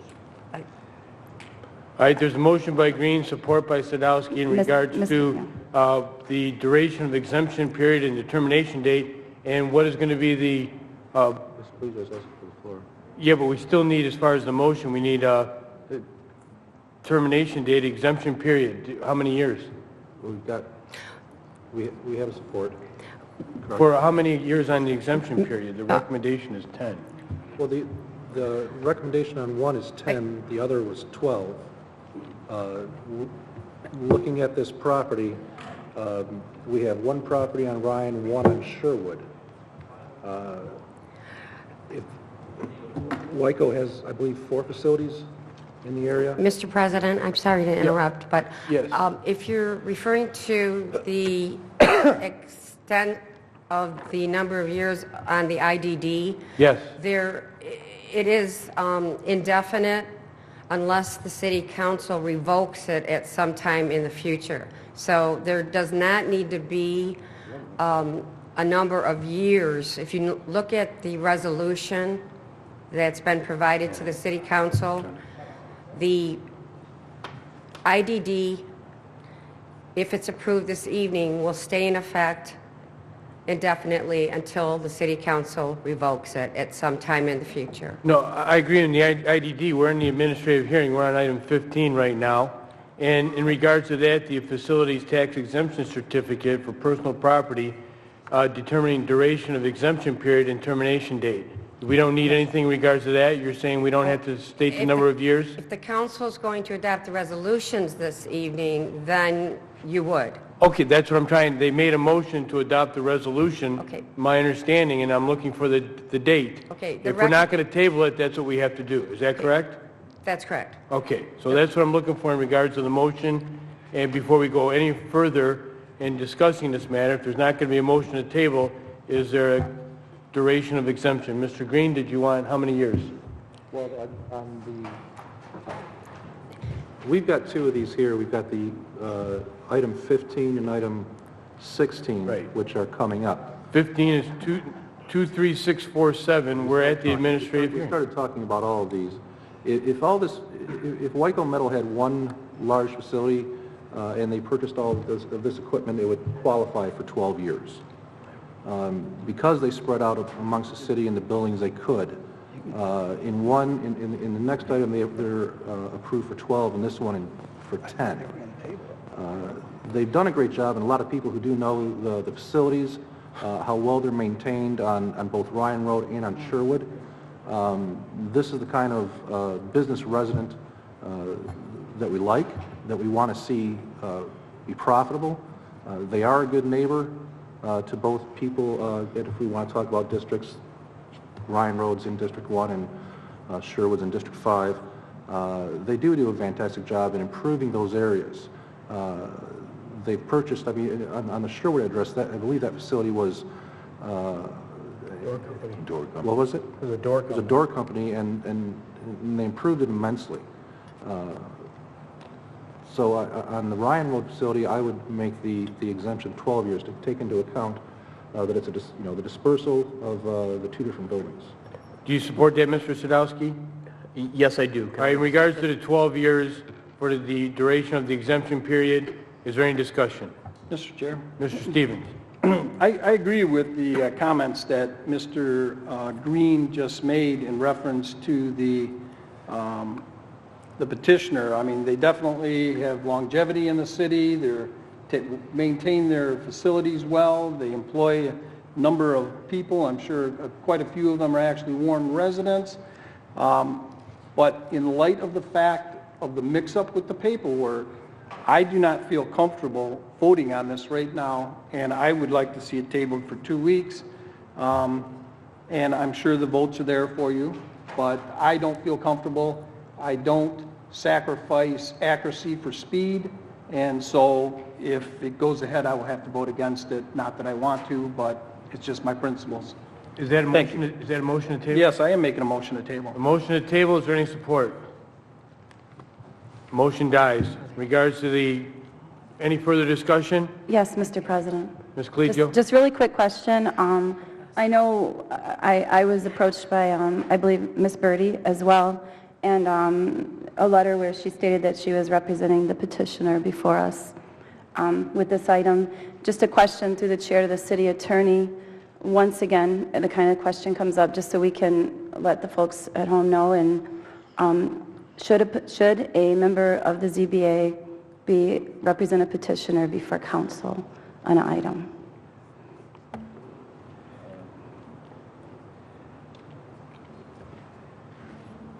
I know we've asked a couple times and it was always kind of foggy. We never really got it cleared. Well, actually, she hasn't said a word.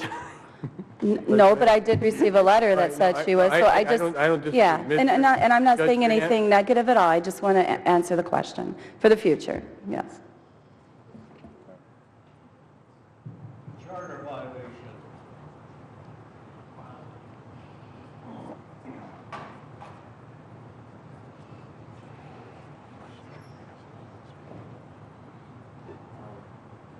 Microphone. There are certain instances where you would have a clear violation of or conflict of interest. For instance, if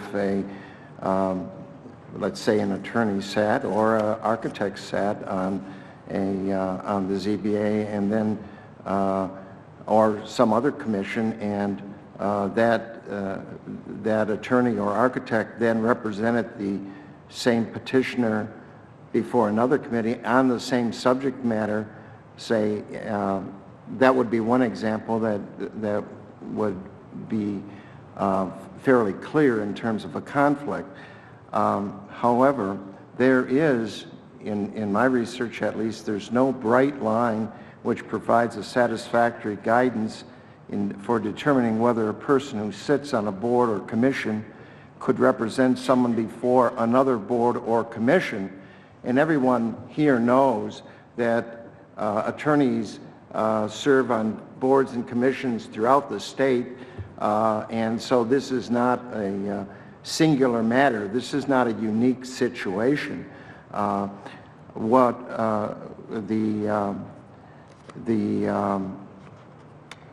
The city charter, the ethics ordinance, and the zoning enabling act, none of those prohibit specifically a member of the zoning board of appeals from representing themselves or others before a different board or commission. I can't be more specific than that because I don't know anything about the specifics, but it would be my position or recommendation that the matter of conflict not be addressed to me as an attorney sitting on behalf of representing the administration and city council, but rather that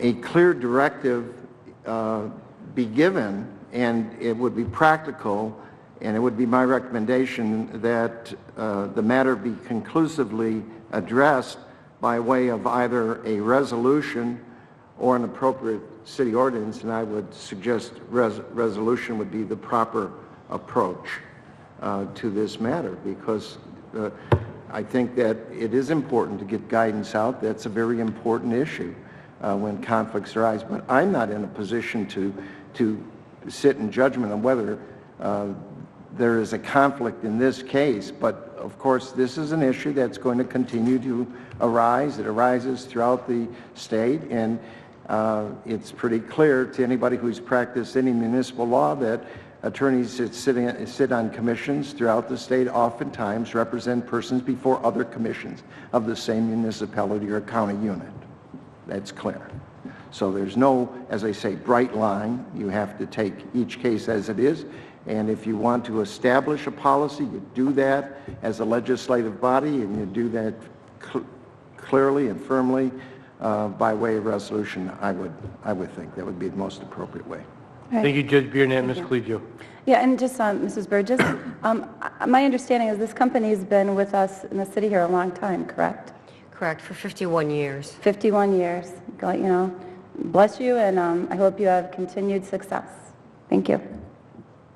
Just for the record, why don't we have this item read into the agenda? Yep, that's a good idea.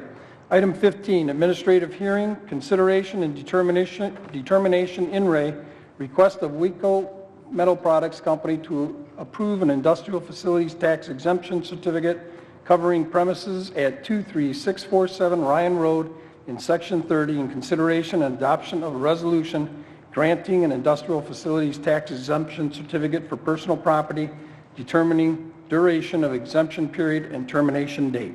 All right, there was a motion by Green, support by Sadowski in regards to 12 years. There's our duration of the exemption period as well as the termination date.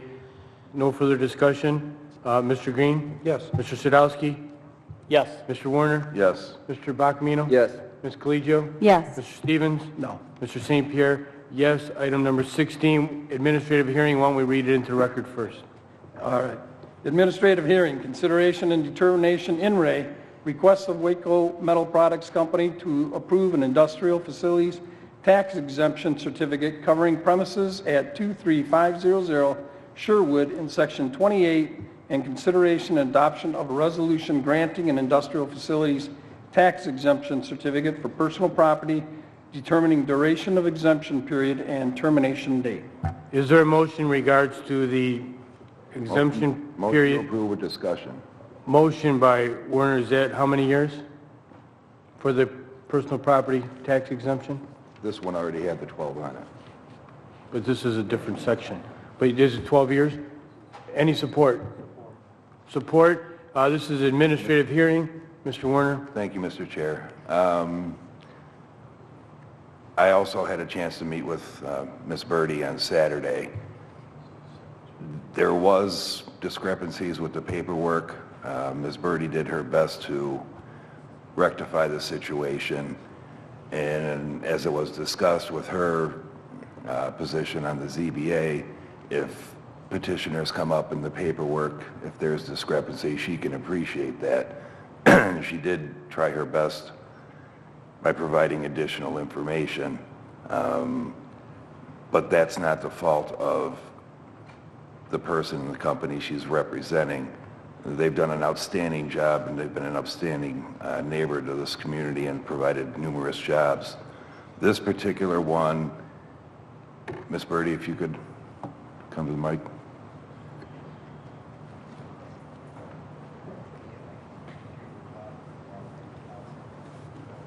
This particular location is adding 14 jobs, Yes. and this was the one that had the 650-ton press. Is this Sherwood? Yes. 23,500 Sherwood. Yes, on Sherwood, there are two 690-ton presses, as well as accessory equipment. Now, with that excessive equipment, are there any modifications that they have to make to the facility? To the actual facility itself, as far as real property, that's Ryan Road. On Sherwood, they do not need to do any facility improvements. On Ryan Road, they did do facility improvements. Okay. All right, thank you. Mr. Chair? Mr. Stevens, administrative hearing, go ahead. If I may, through the chair to Mr. Warner. Mr. Warner, are you amending the resolution for 12 years? No, it is 12 years. This resolution already had 12 years. It was the previous resolution for Ryan. No, personal property component for a period of 10 years beginning December 31st, 2012. For Sherwood.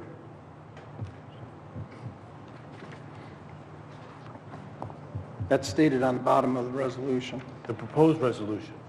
Yes. That is the proposed resolution. That's why I asked you what your motion was, whether it was a 12-year rather than a 10-year exemption. Ms. Bourget, because they can make the motion to whoever they want. That was the proposed resolution was for 10 years, is that correct? That's correct. And so if Mr. Warner says for 12 years, we just change the resolution. That's correct. Okay. It would be changed by the council office. That's right, and that's why I asked how many years, because this is a separate certificate, because it is a separate piece of property. I'm sorry, yeah. We did that on Ryan Road, now we're on Sherwood. Now I would maintain my motion with the 10 years on this one.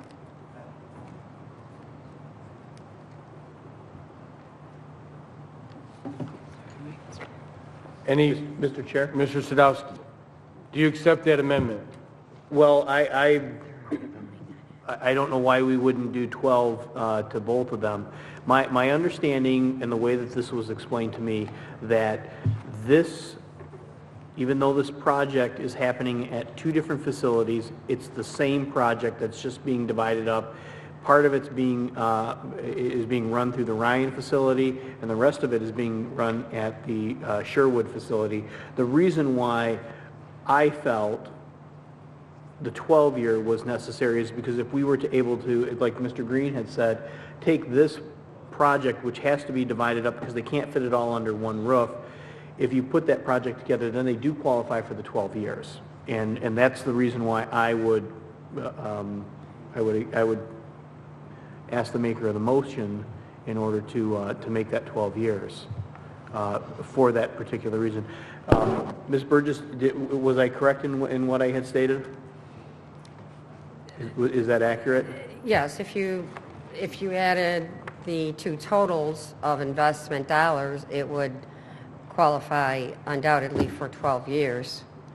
But it is the same project that's just being operated out of the two different facilities. Excuse me, That's Mr. Sadowski. I had the floor originally. I went through the chair and asked Mr. Warner a question. I'm sorry. And then it went from there, and Okay, then, Mr. Stevens, go back to the floor, let's move on, let's go. what I'm trying to find out is, are we amending the resolution for 12 years? That was... Okay, let's get this straight. Let's get the motion right. Mr. Werner, there's the motion, your motion. Is it applicable, though? We need a determination of years for the personal property exemption on this particular property. That is what we need the motion for. But it does, Ms. Burgess, it does qualify and it is applicable.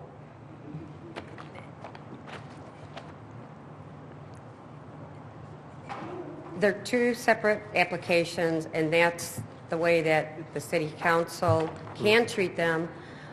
The state will treat them that way. However, the city council has the authority to grant any number of years as you wish.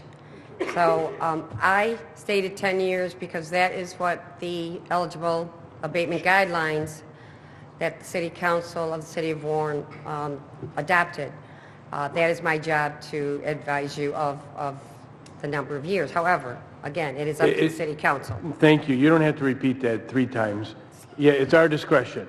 It's up to us to make that, and that's why I need, in regards to the motion, how many years you want on this one for the industrial facilities tax exemption certificate on this property. I would amend it to 12 then. Thank you. And there's support by Sadowski for that. And discussion, Mr. Stevens, you have the floor back to discuss this motion. Thank you very much. You're welcome. I'm glad we're back to that point. Thank you. All right. Is there any further discussion in regards to this motion? Seeing no further discussion, we'll question the motion. Mr. Werner? Yes. Mr. Sadowski? Yes. Mr. Green? Yes. Mr. Bacamino? Yes. Ms. Collegio? Yes. Mr. Stevens? Yes. Mr. St. Pierre? Yes. Item number 17. Item 17, correspondence from the mayor. Item 1A1, consideration and adoption of a resolution authorizing the issuance of City of Warren Capital Improvement Bonds, Series 2012, in the principal sum not to exceed $15,680,000, water and sewer improvement project. Motions? Motion to approve. Support. Motion by Stevens, support by Sadowski. Any discussion? I have questions.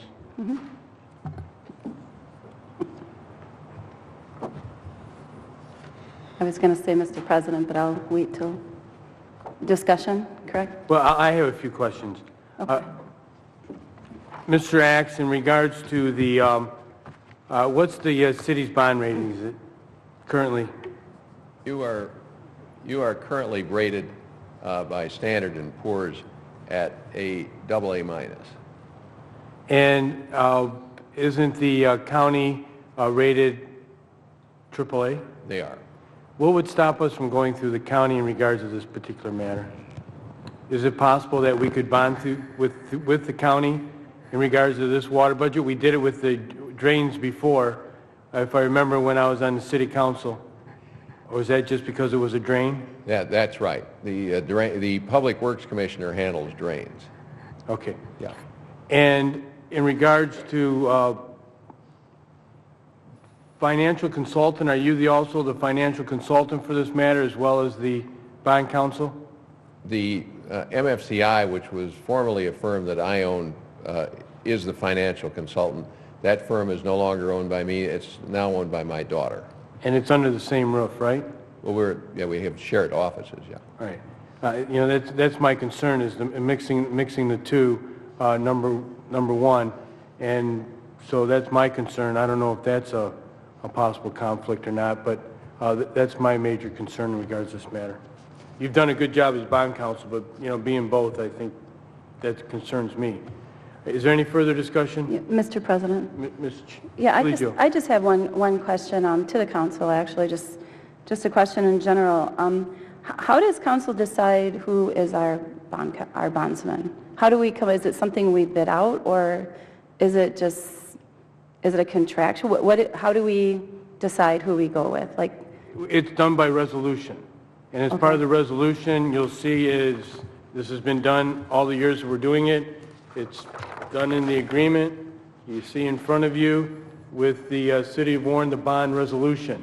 And in the bond resolution, you will see that in paragraph 31, whereby you retain a financial consultant. And then you'll also find in paragraph 30 where you retain a bond counsel. Quite frankly, you don't see the cost. Right. Unless any person on the city council can tell me what bond counsel is getting for this bond and or what the financial consultant is getting for this, I would please tell me because I quite frankly don't know. And so I think maybe there's maybe a good time to table this matter just for 2 weeks and get some of these questions answered. Right, because I think my question actually is, how do we pick who is that bond councilman? And we're talking a $15 million bond.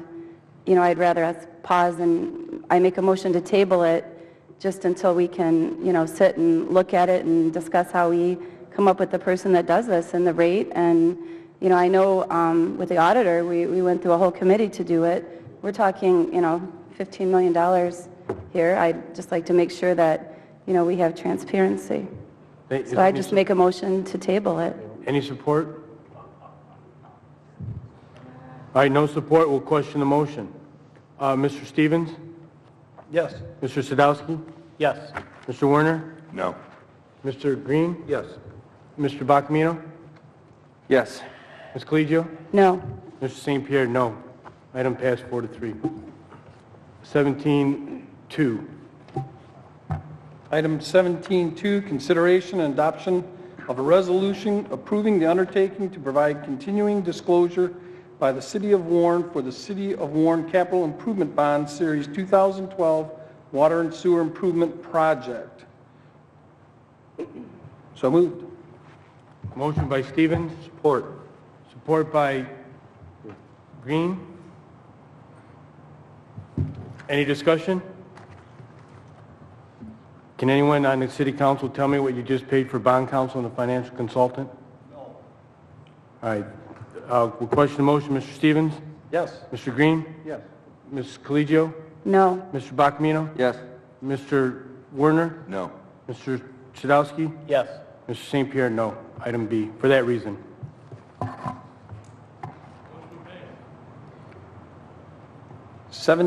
B, consideration and adoption of a resolution authorizing the mayor and clerk to execute amendments to the 2011-2012 Community Development Action Plan, funding for a consortium of care administration and agreement with Michigan Homeless Coalition for these services. Is there any motion? Motion to approve. Motion by Werner. Any support? Support. Support by Sadowski. Any discussion? Seeing no discussion, Mr. Werner? Yes. Mr. Sadowski? Yes. Mr. Green? Yes. Mr. Bacamino? Yes. Ms. Collegio? Yes. Mr. Stevens? No. Mr. St. Pierre? Yes.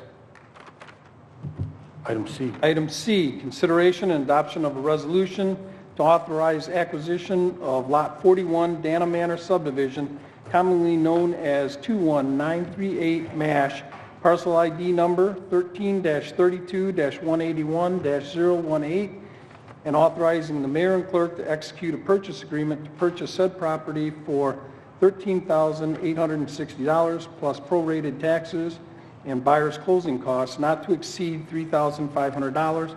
Also to authorize the Comptroller's Office to issue a check payable to the closing title company in an amount not to exceed $13,860 plus prorated taxes not to exceed $2,500 plus buyer's closing costs not to exceed $1,000. NSP 3 Rehabilitation Sale Project. Is there any motions? Motion to approve. Motion by Sadowski. Support. Support by Green. Any discussion? Mr. Chair? Mr. Sadowski. I know that there's been a lot of discussion about the homes and the purchasing of homes. This was part of the NSP package that we had approved, I'm not sure what the date was, in August. And this is us fulfilling that contract that we had gotten into. So that's why I'll support this. Thank you. Is there anyone here from the administration that can answer a question on this?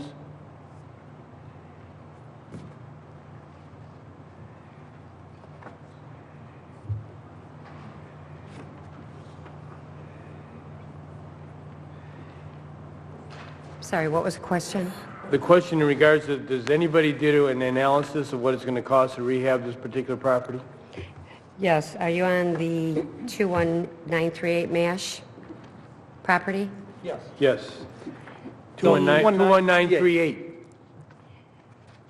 The approximate cost for rehabilitation will be $67,000. Okay, you know, I thought I read that somewhere. That's why I'm asking the question.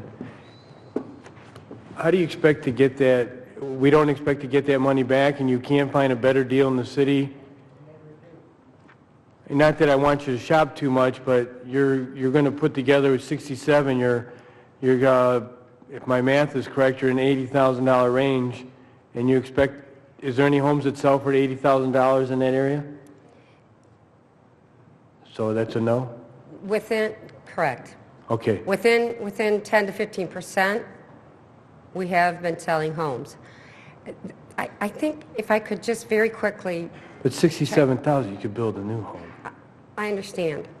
But one of the goals of the NSP program was to rehabilitate the distressed neighborhoods. And I know that it's difficult to pay the money that we're paying to purchase the properties and then turn around and demolish them if that's the avenue we take and rebuild or rehab the existing.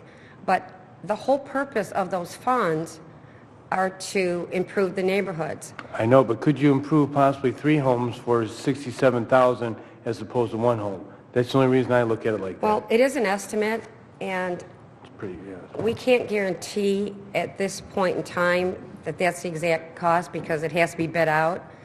But based on the inspector's estimate, that is the best estimate we can give you at this time. All right, thank you. Any further discussion? Mr. Chair? Mr. Yeah. You know, Mr. Stevens? Sadowski, I don't like doing this as much as anybody else, buying something for a lot of money, putting a lot of money into it, and then selling it for less. Just doesn't make sense to me. It doesn't make the common sense meter. We went through this several years ago when NSP 1 got to us. We went round and round on it, as a matter of fact, and it took me quite a while to get my arms around the idea about stabilizing the neighborhoods and what we were doing here. I did on August 23rd of 2011, we did a vote and authorized them to start looking to acquire these properties. And I voted in the affirmative then, and as such, I'll have to vote in the affirmative now. So, thank you. Any further discussion? Motion by Sadowski, support by Green. Mr. Sadowski? Yes. Mr. Green? Yes. Mr. Warner? Yes. Mr. Bacamino? Yes. Ms. Colegio? No. Mr. Stevens? Yes. Mr. St. Pierre? No. Next item. Next item, D, consideration and adoption of a resolution to authorize acquisition of Lot 88, Victor Heights subdivision number 2, commonly known as 24328 MASH, parcel ID number 13-28-178-011, and authorizing the mayor and clerk to execute a purchase agreement to purchase said property for $39,600 plus prorated taxes and buyer's closing costs not to exceed $5,000, plus also to authorize the Comptroller's Office to issue a check payable to the closing title company in the amount not to exceed $39,600 plus prorated taxes not to exceed $4,000 plus buyer's closing costs not to exceed $1,000. NSP 1 Rehabilitation Resale Project. Motion to approve. Support. Motion by Stevens, support by Werner. Any discussion? Seeing no discussion, Mr. Stevens? Yes. Mr. Werner? Yes. Mr. Sadowski? Yes.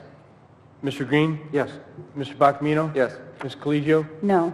Mr. St. Pierre? No. Next item. 17E, consideration and adoption of a resolution accepting the amended water main easement and authorizing the mayor and clerk to execute amended agreement for water main easement at 24800 Hoover. Motion to approve. Motion by Stevens. Any support? Support. Support by Sadowski. Discussion? There shouldn't be. All in favor say aye. Aye. Anyone opposed? Unanimous. Item F. 17F, request to approve an increase in budgeted revenues and appropriations in the amount of $267,609, budget of the fire department, to account for receipt of 2011 MMRS grant and consideration and adoption of a resolution approving said request. Motion to approve. Motion by Warner. Support. Support by Stevens. Discussion? Discussion, Mr. Sadowski. Commissioner? When you first took over, correct me if I'm wrong, did we not buy tanks for the fire department at that time? For some reason, you know, when you and I talked on the phone, for some reason, I don't know why I didn't ask you, but I thought we had purchased a large quantity of these tanks. This is just, yeah. This isn't on the tank case yet. That's the next item. It's the next item. Oh, I'm sorry. My apologies. I'm ahead of myself. We're transferring the grant money right now. Is there any discussion in regards to transferring the grant money? Nope. Into the budget? I'm good. All right, then motion by Warner, support by Stevens. Mr. Warner? Yes. Mr. Stevens? Yes. Mr. Sadowski? Yes. Mr. Green? Yes. Mr. Collegio? Yes. Mr. Bacamino? Mr. St. Pierre, yes. Next item, Mr. Secretary. 17G, request of the fire department for approval to purchase self-contained breathing apparatus, SCUBA, for the sole authorized from the sole authorized provider, Apollo Fire Equipment, in the amount of $425,625, with $340,500 being reimbursed through the 2011 Assistance to Firefighter Grant, and the remaining cost of $85,125 being the responsibility of the city, SOL-W-8556. Motion approved. Support. Motion by Green, support by Warner. Discussion. Sadowski. Support by Sadowski. Discussion. So, yeah, you guys are throwing your voices pretty good over there. In regards to discussion, Mr. Sadowski. Thank you. Commissioner, back to my question. Did we purchase several of these when you first came aboard, correct? Actually, we purchased 6 per truck with the new fire trucks, the 4 that we just approved. I thought 4 years ago we had replaced quite a bit of that equipment. No, not the MSAs, not our SCBA's life packs. No, we haven't replaced those. We purchased approximately 10 bottles per year to maintain our quantity, as they have a lifespan due to hydrostatic testing. So over a period of years, we replace all of our air bottles. Well, those air bottles, don't they have like a 10-year shelf life? They have a 15-year or 3 hydrostatic testing life. And then what would warrant a hydrostatic test then? Every 5 years it's required by NFPA to be tested. Okay. And then any damage that occurs to it periodically through the year, we have an annual inspection of all SCBA's, and those that are deemed damaged are taken out of service. So essentially, we replace approximately 10 bottles per year. Okay. And one of the reasons why we use the model that we're using right now, aside from the fact that it's one of the better brands, but we've actually fit all of our fire trucks in order so we can carry these, and then the new trucks that we bought, we've also fit these tanks. Yes, we spec'd our trucks, our 4 new trucks with this brand, and prior to this, we've used the MSA product for approximately 15 years, and you're correct, it is the best SCBA on the market, and we've invested considerable dollars in spare parts and upgrades. With this grant, as we replace the 75 units, if you'll notice, we're only replacing 40 of the face pieces. That's because we are able to upgrade our existing complement of face pieces to incorporate the heads-up display. The great thing about the MSA product is that they build upon their own technology, and therefore as upgrades are built into it, you're able to adapt your existing materials, your existing equipment to incorporate the upgrade. Now those face pieces, are those custom fit or? Yes. Each year, each person has to be fit test for their mask, and it becomes their property. So essentially, if they gain or lose a significant amount of weight, then they wind up with a new mask, but each mask is fit to the individual person to ensure an airtight fit. Very good. Thank you. Thank you, Chair. Mr. Chair. Thank you. Any further discussion? Mr. President? Please, Claudia. Excuse me. Good evening, Commissioner. Sorry about my voice. Yeah, I'm right. I think I'm right there with you. A quick question I have for you. I see you're doing a lot of granting, and congratulations to the department. It's exciting to see stuff come in with granting. And a question I have, will each of the firehouses have, the full equipment? Like, I'm kind of concerned with Station 4. That's my station. So I know we're having some issues and everything. As we get our granting coming in, are we able to cover, all our stations with this? This project was written based upon the total number of firefighters in our department. The 75 SCBAs will ensure the availability of a new SCBA for each member of the department and for all 6 stations. The 75 represent the total seating positions on our trucks, and that incorporates Station 4 and all 6 stations in our community and all apparatus. Right, and is Station 4 up and running on a daily basis now? I mean, are we fully staffed over there? I saw overtime, I think we've kind of reached our limit on that with some things, but, how are we doing as far as Station 4? How many days has it been, is it open every day, fully functioning? Station 4, as well as every station in the city of Warren, is open every day. Depending upon manpower availability, specific pieces of equipment are out on a daily basis, but each station is open and operational with a piece of equipment. Right, so would, as I know you have more money granting to use up, is there a possibility of with granting getting another pumper truck to cover Station 4, or is that something that, you might not be able to do? Well, I did write a grant application for a new piece of fire apparatus. However, that is a national grant, competitive grant, and although I will submit it again, I'm not very optimistic that we will be awarded grant money to purchase a new fire truck, in that one of the leading criteria is the last replacement of vehicles, and because we're purchasing 4, we won't get as high a competitive score. But each year since my arrival here approximately 4 years ago, I have submitted a grant request to purchase a fire truck. Unfortunately, we have not been awarded for a fire truck. Okay, I know you're doing an excellent job over there. I'm just concerned. It's my, it's the community center's fire station. It's my fire station. If it's open but it doesn't have the tools it needs to go out and take care of the job it's meant to do, then in my opinion, it's like not being open. So going in the budget, I would think that council is going to want to really look at that and make sure that, everyone's safety comes first. That's the older part of our city. Our historic district is right down the street from that firehouse. And as we saw with the, the florist and, things can go up very quickly. You have a lot of people that come through the community center here as well. You have a lot of, you have the tech center is right around the corner from there. So I just wanted to voice my concern. You're doing an excellent job. Keep that granting coming in. Thank you.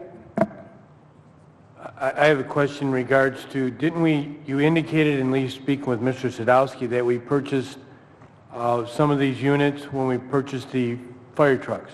Yes. How much did you pay for them per unit at that time? The exact same price. We got extended pricing based on our most recent purchase being within the year, and that price was extended to us as well for these new units. So if I want to calculate each unit, I would just do 75 into 425,626, and I would get 5,675 a unit. Can you tell me that? Is it per unit? Because I obviously, I guess maybe I didn't quite. That's really close. However, really there- close. I mean, that's, am I wrong? Am I math? Actually, you would have to subtract 12, 15, 17, 22, approximately $32,000 from that, in that we purchased 11 conversion kits for existing equipment for our RIT team, our RIT packs, as well as the quick fill pouches for our RIT packs, and 40 additional masks. So there's approximately. Why weren't we given that? That doesn't say anything here on any of this about what was purchased and how much we paid for each apparatus. Yeah, on the invoice, it lists 75 at 556.75 exactly, and then it gives the packet I have has a further breakdown. The packet. We don't have, and I'm just saying that when you're spending $425,000 and you're doing a sole source bidder, I'd like to have a little bit more backup, and that begs the next question. Why is this just the sole source for these items, and it just happens to be, and I'm going to ask you to do this for me. I would like to have a breakdown of what the units we bought when we purchased the fire trucks, and then I'd like to have the purchase cost in this particular item as well, and because I'm really leery of sole source situations. And why is, it just seems that Apollo seems to be the sole source for one that had the last bid and the sole source for this one, and that's quite a bit of money to be throwing to one vendor in regards to creating a sole source for buying all our fire equipment. When you go online, and I can't argue with you because I didn't see the testing, and you said you conducted extensive research comparing multiple manufacturers, and you're asking us to just, and maybe you should share that with the city council if you're asking us to throw out, because you go on the internet, you find out it's worldwide. Yes. Really, the worldwide suppliers everywhere in regards to this special breathing apparatus. Yes. And so I'd like you to share that extensive research with us so that we know and we can explain to someone, you spent $425,000 and you just went to one company, and I can't tell anybody why because I don't have that research. I don't even have the prices broken down. Okay. So that's my concern, and I'll still vote for it, but we're not asking to micromanage. We just want to see what we're spending our money for, and so if someone asks me, I can tell them. Is that fair? Yes. I can give you a little bit more here. The city has been using MSA brand. No, I saw that for the last, so many years. And we approximately have 75 units currently.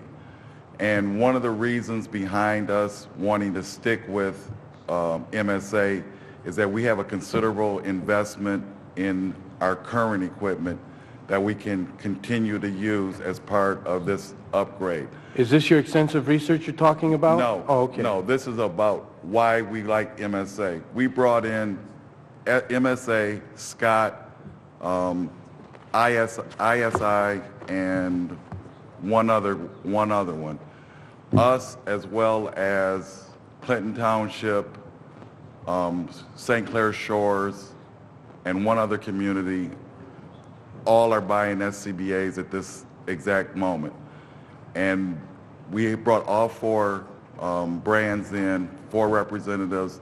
We also had members of our own department not only test what the MSA product was, but also the 3 competing products that we brought in and use them in actual real-world situation over the past 2 months. So we had our own guys evaluate the competitors' products along with members of the 3 other communities. I can't think of who the 4th one is off the top of my head. But all 4 communities came up with the same recommendation that by far MSA had the best product, which we already used. And I just jotted down a couple of notes.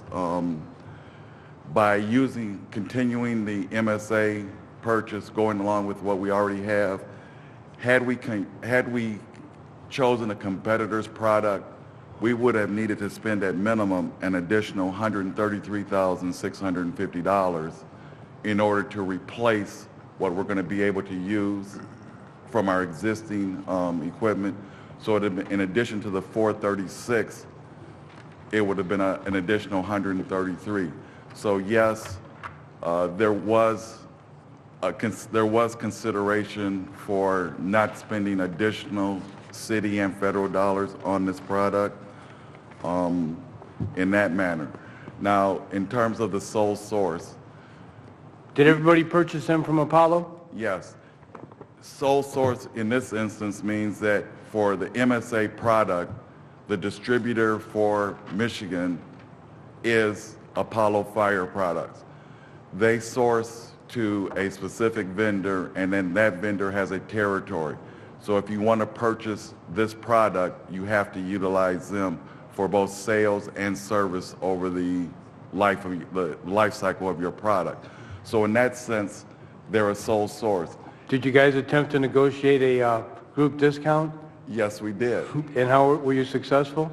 That's why when we purchased our 4 fire trucks, that was part of the RFP, was equipment purchases, and that price being approximately 9 months old, eight or 9 months old, was the best price, and they extended not only to us, but to Clinton, St. Clair Shores, and one other community, and I can't think of it. And Chief, I appreciate that, but when I have $455,000 being spent, is that right? 425, 625, and I really only have basically two full pieces of paper in order to make a decision, I get a little concerned.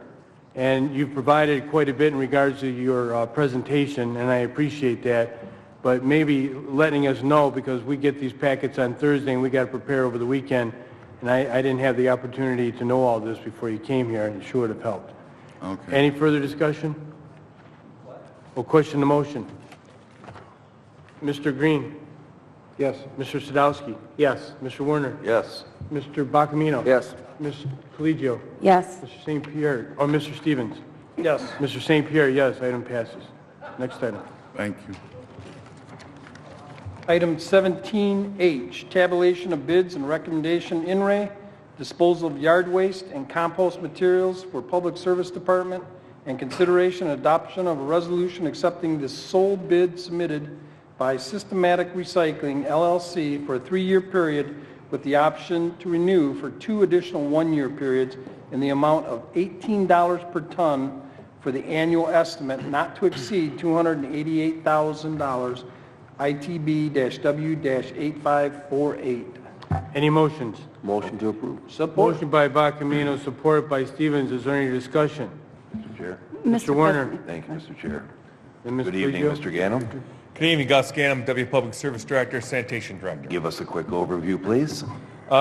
Basically, we went out for bid this year for compost. We bid it 2 ways. We bid it for us dropping off compost to a site, and we bid it for privatizing pickup. And the rates were $18 a ton, and the lowest bid was 1.157 or so. So our cost analysis shows that we're cheaper than the 1.15, so we'll stick with what we're doing now. And that's basically what we've been doing for the last few years. It is. We use temporary employees on a seasonal basis to take our trucks out to the city streets, pick up compost, deliver it to Systematic Recycling, who we've been doing business now for 3 years. And we've had a pretty good track record with them. We've had no problems with Systematic Recycling. In fact, they've been very good company to work with. So this is going to continue to save the city money over the next 3 years.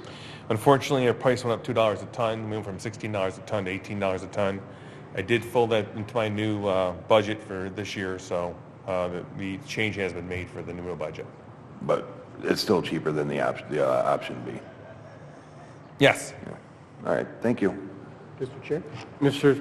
Sadowski?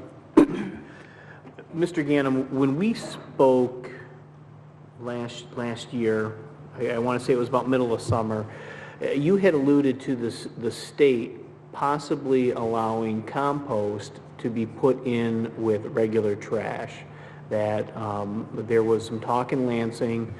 I understand the arguments from both on both sides. Has that gained any footing? Just recently it has, Mr. Sadowski, and that's a great question. Basically, it is gaining some steam. There's very few compost sites in lower Michigan, very few at all. And I can tell you this, a lot of people depend on this compost site to do their business. And if something happens to this compost site, it's going to be very tough for us to go find another vendor in the immediate vicinity. I think that the legislature is passing this law. I think they're getting ready to. I checked with a few people in Lansing, and it is going forward. It's been a slow process. It's been out there for quite a number of years, but it is going forward. And all that means is that we'll be able to mix our compost and trash together, take it to a landfill. Right now we take it to an incinerator. It wouldn't help us much, but maybe in the future it might.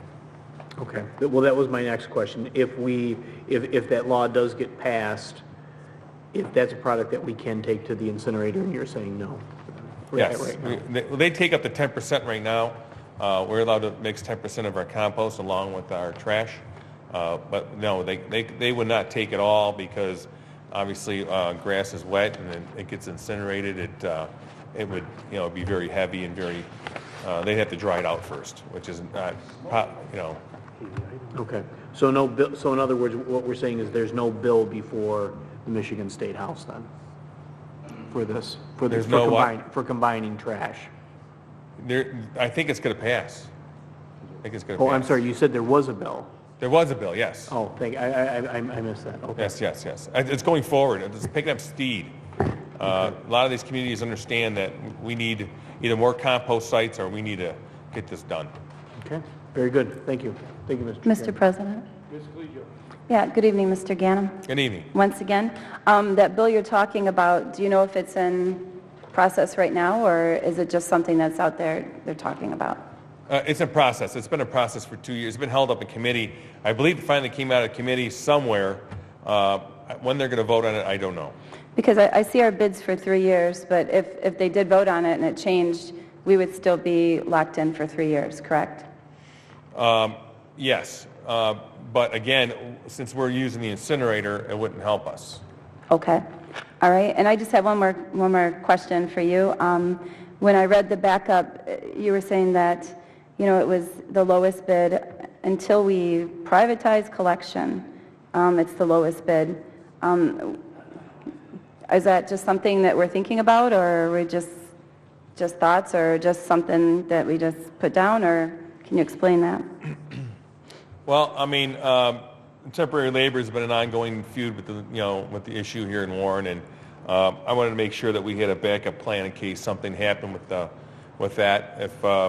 If there's an ongoing feud with the city of Warren about temporary labor, and it goes where we have to release our temporary laborers, we wouldn't be able to manage the trash here in the city of Warren, compost nor trash. So we would need a backup scenario if that would have happened. So I just thought it prudent that we have this on the books in case that would happen. Because if that does go, by the wayside, temporary labor, then we have no choice to privatize. And that wouldn't also, we wouldn't be stuck locked in for 3 years if that wouldn't happen before the 3 years of this bid, correct? That's correct. Okay. All right. And residents, this recycling that comes back to compost, is that the compost that's at the yard that sometimes residents can go pick up, or is that something different? Is that where we get some of that from? Is this? Yes, exactly. Okay. It's beautiful compost, by the way. I garden with the community garden. It is beautiful. So if residents wanted some compost, there is some at certain times in the summer, correct? Systemax Recycling gives us an ample amount of compost every year. I think we gave over 1,200 or 1,300 yards out to the residents last year at the recycling center. So if you want grade A compost, we allow a half yard per person. You have to shovel it yourself. It's at the recycling center. You're more welcome to come use it. Anybody, and that's just something that we built into the contract to help the residents out. And Systematic's been really good at delivering it for us and keeping it stockpiled. All right, thank you. Mr. Stevens? Thank you. Mr. Ganem. Mr. Stevens. $18 per ton. Yes. Currently, the way we pick it up, utilizing temporary employees, what is the actual cost per ton?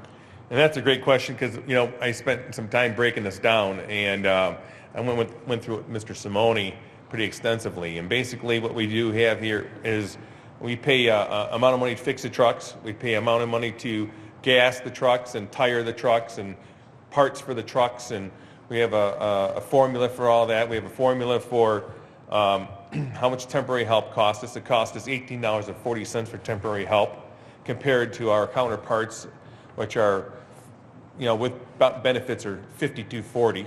All right, so a big difference there. Basically, we have two $18.40 employees picking up the compost. If you take how much the trucks cost us per year to operate and you go through all the math, it comes out to basically $52, I believe, $57.80 per hour to operate a truck. So you do the math on that and calculate it out to 40 hours a week, 35 weeks, 6 trucks.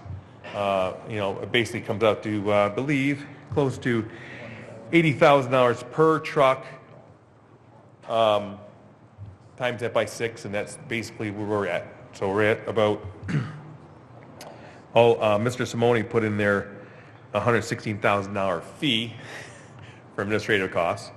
And we also put in there the $288,000 to dispose. So our cost for compost is roughly $890,000. And obviously it's far less than the 1.15. So we're about $264,000 to the plus from going to privatization.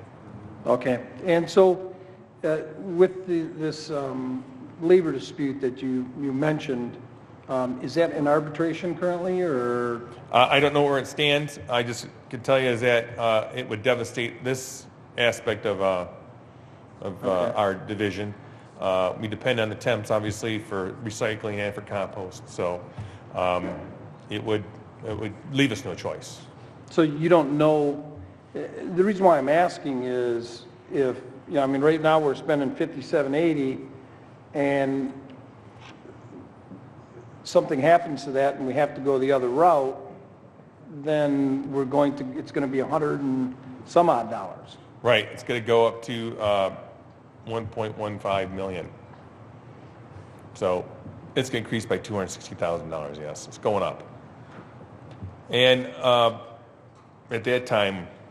Well, then it would be worth it to you to go to waste management or to the other... We would go out, we would cross that bridge when we come to it, yes. I know, but we're going to be signing the contract. We're doing that right now. That's why maybe it's smarter to go with the contractor right now.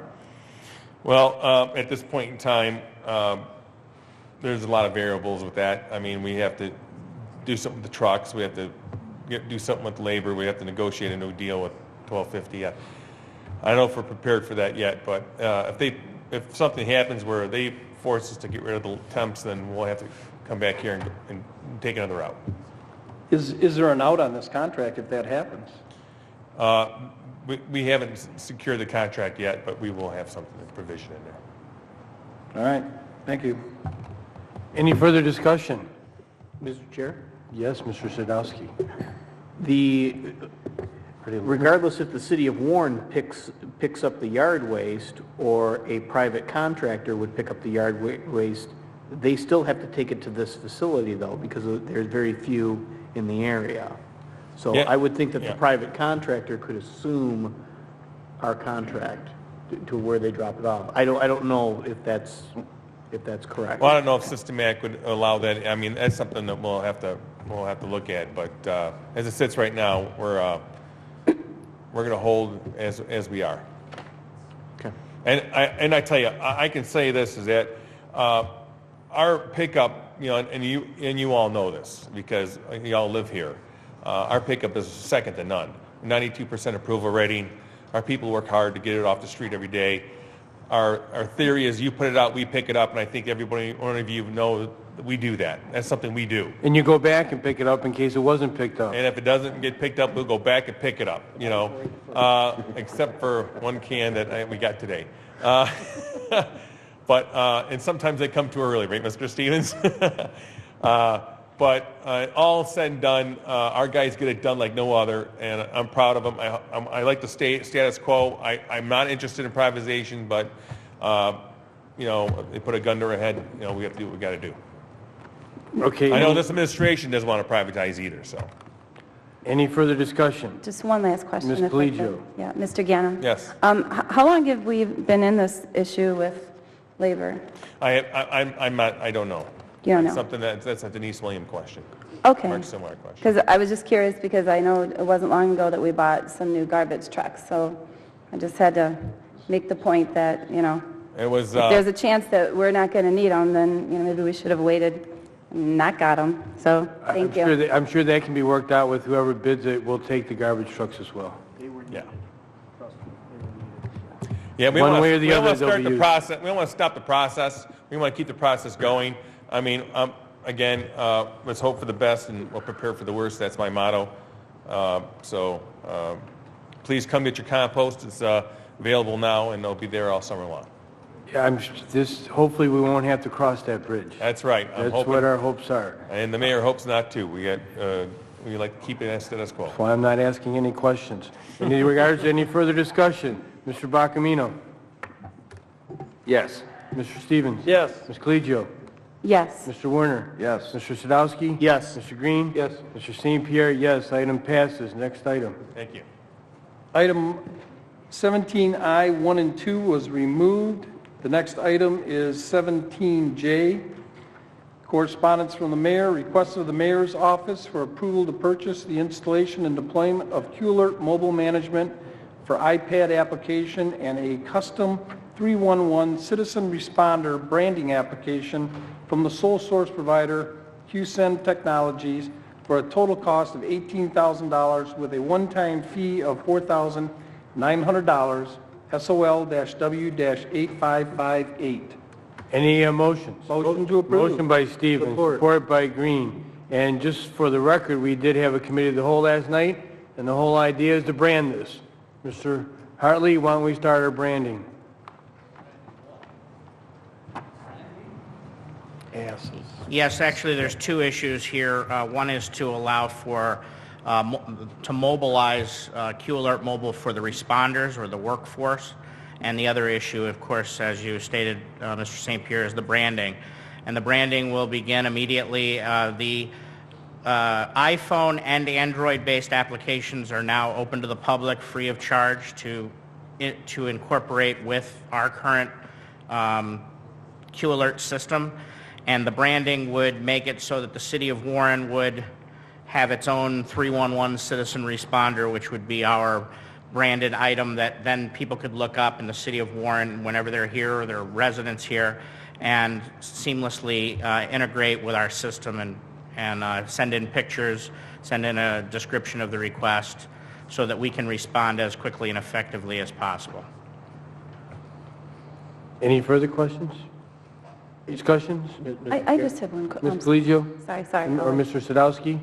Go ahead. It's a very simple program to use. You know, I've used the QAlert from the iPhone and found it to be very simple. It's nice to be able to stand there with a resident, punch in the complaint with photos, and then have a response back from the administration saying, we have received your file. And so they know it's been taken care of, they know that it's been sent off, and then we get reports back and forth on it, and we can communicate back and forth to the residents without having someone from the administration call us to say, hey, we've done this, or have to do some follow-up. It's automatic, and it's it's a great service. So, Ms. Collegio? Just one quick question. I know we can do that now when we're out and about, so explain exactly what this is, you know, what's the added step this is tonight? Well, we would be, again, it's a two-part question. One is the response part, and I'd be happy to discuss that. But as far as the branding goes, and I don't know how well anybody can see this, but we would be branding the 311 responder, which would be the city's own application. Right now, it's a generic application that, unless you went to our website, found the directions on how to find it, In this way, the statistics show that by 2013, most people will be communicating through the internet using smart devices like this than they do on the internet itself. And what this would do would be have someone be able to quickly pull it up, the City of Warren. It would be our own portal directly into the City of Warren, so that a good percentage of the public would be able to just communicate that way. Saves a phone call, but of course I want to stress that people can still communicate with City Hall the old-fashioned way, and it's worth mentioning that we now have 311 active if you have a Sprint Nextel account, or if you have Comcast at home or Wide Open West, and we're working on the other companies. It's free of charge. There's no cost to the city, and there's no cost to the person who's calling. So that's the added benefit. It's a new way. Obviously, the mayor has made it a paramount importance that the people be able to communicate with City Hall as cleanly and quickly and effectively as possible, and that we, who have the responsibility to respond back to them, are able to do the same. Any further discussion? Mr. Chair, real quick. Mr. Warner. Thank you, Mr. Chair. Yeah, the Committee of the Whole is very informative about this, and I think Council President St. Pierre and I are going to be going shopping soon for new phones. No, I have the phone. I just don't have the how do you say, the ability. But when people, especially during the campaign, have asked me about this, it utilizes 17 city departments and over 400 different types of services. And that's kind of hard to comprehend at first, but when you explain it to them, they're just amazed at how this was deployed over the last couple of years and developed, and it's going to be a very helpful tool to utilize city services and complaints. One of the chronic problems we had over the years was that people didn't know what department to call, and it's really not their responsibility to know what department handles a fallen tree limb as opposed to who handles a sanitation issue, as opposed to who fills a pothole. Q Alert has all of that built into the back end of it, and we've developed all of the, for the 17 departments that you mentioned, there's over 400 service requests typed. Anything from we need a new roll of paper towels in the bathroom of the community center, or the police cars need service, or a pothole needs to be filled, or my garbage was missed, anything.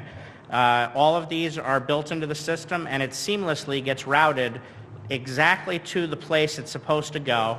And the city, it's the first time ever that the city's been able to communicate with all the departments just seamlessly. And it's working very well. It's been in place now for a year, and now we want to mobilize it. Oh, it's definitely to be commended. Thank you.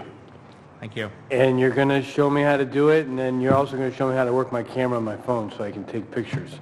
Absolutely. I'm telling you, it's that bad. In regards to the, Mr. Stevens, question to motion. Sorry, I'm still... I know, it's real funny, huh? But I still can't work the camera. Mr. Stevens? Mr. Green? Yes. Mr. Sadowski? Yes. Mr. Warner? Yes. Mr. Bacamino? Yes. Ms. Collegio? Yes. Mr. St. Pierre, yes. Sorry about that. Next item is 17K, which was formerly 4K. Request of the Fire Department for approval to award bid of fire records management system and maintenance support to the sole source provider Software Systems and Products Corporation for a 2-year period with the option to renew for 2 additional 1-year periods in an amount not to exceed $85,000 annually, SOL-W-8546. I have a question for the Commissioner. Motion approved. Motion to approve by Stevens, support by Green.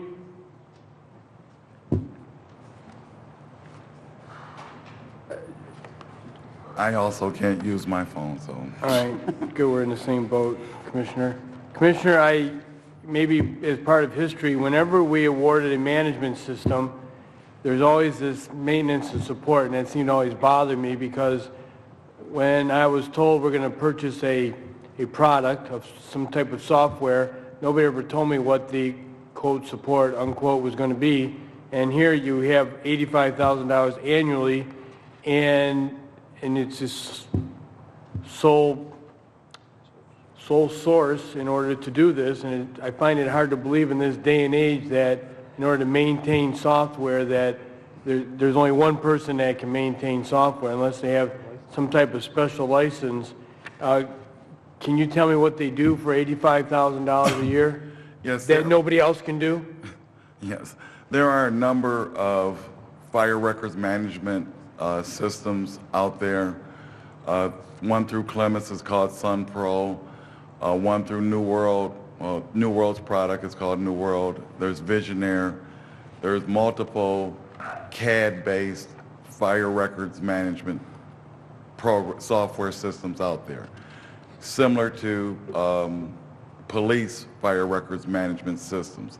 And all that is, what it boils down to is that it's a record-keeping software program that allows us to enter fire incidents of all types into a standard program, and then to be able to record that data and ship that data to the various entities that need it, from the county to the state of Michigan, federal government, and to our billing agency, Acumed. So through all the incidents that comes in, it's got everything you need for every kind of report that we run on. The guys enter, the women and men enter it into the database, and he services that that software. And if we went with whomever, we would be using their software and their system, and also support. So in this sense, he's a sole proprietor of his software. Are you saying nobody else can touch his software in regards to maintaining it? Because he's not punching in the information, you are, aren't you? We put the information in. Right. He owns the program, we own the data. It's our data, and he maintains that for us. Oh, so this is like an $85,000 a year contract? Yes, and essentially whomever we went with, be it Visionaire, be it SunPro, be it New World, we would be paying the two I know of cost. One is $15,000 per fire station, and then Visionaire is, I'm sorry, New World is significantly more, and it doesn't work. All right, it seems we went in the wrong business. I mean, $85,000 a year for 10 years, it's $1 million contract. Up to $85,000 per year. And just because it's his software. It's his software, and we hope to scale him back when the new timekeeping system comes online, because he also does that portion for us. Yeah, let's try to please scale him back. All right, thank you for the explanation. Mr. Chair, Mr. Sadowski. you want to go in the software business? Yeah, I think so. If for $85,000 a year just to maintain it. Yeah, but you can't work your phone. Well, maybe I'll learn. I'll go with Mr. Hartley. Right? Yeah. Well, I guess that's why I'm not in it, right? He's in the process of making ours mobile too. We're going into the field with it. It's in the field, actually. All right, motion by Stevens, support by Green. Mr. Steven. Yes. Mr. Green. Yes. Ms. Collegio. Yes. Mr. Bacamino. Yes. Mr. Warner. Yes. Mr. Sadowski. Yes. Mr. St. Pierre, yes. Item passes. Thank you. Good night. You're welcome. Item 18A, miscellaneous correspondence, in re, section 15.3, rates, chapter 15, public utility service, charter requirement for the superintendent or other person in charge of city utilities to file with the mayor and council quarterly reports of the financial and physical status of each utility. Motion. Motion to approve. Motion by Stevens. Support. Support by Warner. Discussion. Any discussion, Mr. Stevens. Mr. Chair and colleagues, what this is, we had a resident that brought this to our attention, in fact, a number of months ago. I believe it stemmed from a FOIA. And in the process, they found out that, or they were told that the records didn't exist. And so when I looked into it to see if that was in fact true, it was in fact true, and then the FOIA was denied.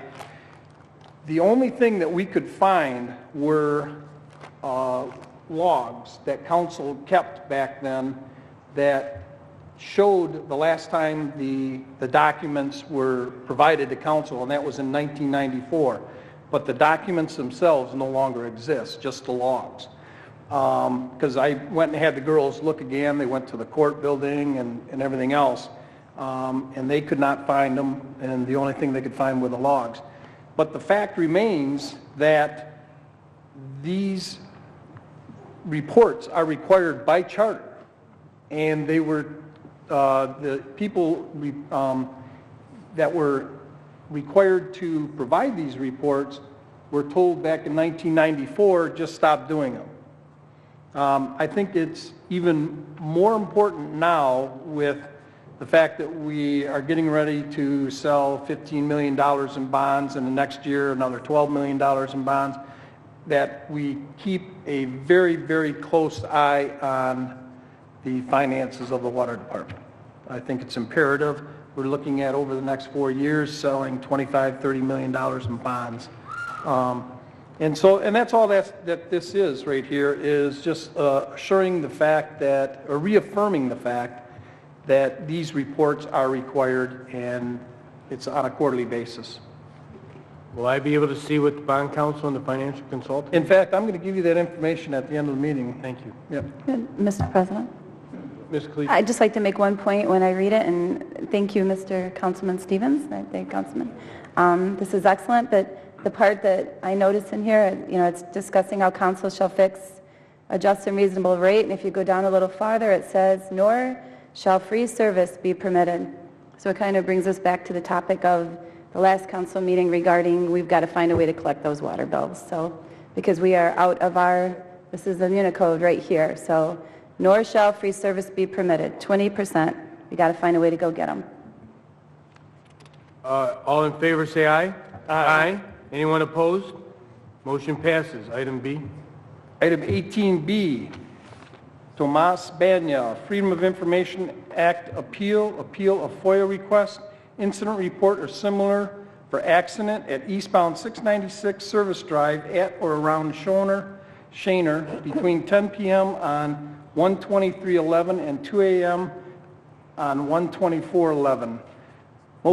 Motion to deny the appeal. Well, I think the proper motion would be a motion to issue a written notice to the requesting person upholding denial of disclosure according to what I read as part of MCL 15.2402. Is that your motion? Well, my motion, what happened, what transpired is, yes. Because that would be the motion, because what happened, the individual was never given a response, and so after a certain amount of time, it is automatically deemed that it's a denial. So I guess we would have to write the written request or written denial, affirming that. Yes. That's a motion by Stevens. Any support? Support by Green. Any further discussion? Mr. Stevens. Thank you. Well, that was the vote. Okay. Yes, to deny, I guess it would be. That would be the issue a written notice to requesting person upholding the denial of disclosure. Is that yes? Yes. See, that's misleading, because it's not a denial of disclosure, because the records don't exist. Uphold the denial. It's just to uphold the denial. Yes, that's all we're doing. Okay. Yes. Motion by Stevens. Mr. Stevens? Yes. Mr. Green? Yes. Mr. Sadowski? Yes. Mr. Werner? Yes. Ms. Collegio? No. Mr. Bacamino? Yes. Mr. St. Pierre? Yes. Next item. Next item is 18C, formerly 4N, request of the Give a Gift Foundation for permission to solicit in the city of Warren, April 5th, 2012 through April 7th, 2012. Does anybody have N? Yeah, I know it's, I have, oh yeah, I have N. Is there any motions in regards to this? Motion to approve. Motion by Werner. Support? Any support? Support for discussion. Support by Sadowski. I did ask for this to be taken from, because I was looking at the application itself. I'm a little concerned in regard, is anybody here in regards to this from the Give a Gift Foundation? Well, first of all, I know, from my understanding, I believe you're supposed to appear according to the ordinance. Yes, the person shall appear. My concern was, and why I asked this to be taken off the agenda, because the dates and times, they wanted 7 a.m. through 7 p.m. And I thought, I didn't even have the audacity while knocking on doors to go, 10:30 felt a little early, and they're talking about doing it at 7 a.m. And I don't know what they're doing it. They said they're a charitable organization, nonprofit, that helps cancer patients with housing, food, and prescription. And I just don't understand, the person's not here. And so as a result, I'm a little leery about giving a license.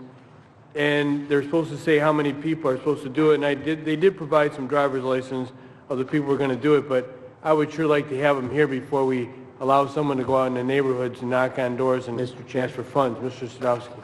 Unless somebody knows about this foundation well enough. I believe, unless the paperwork is, in the past, they weren't doing door-to-door solicitation.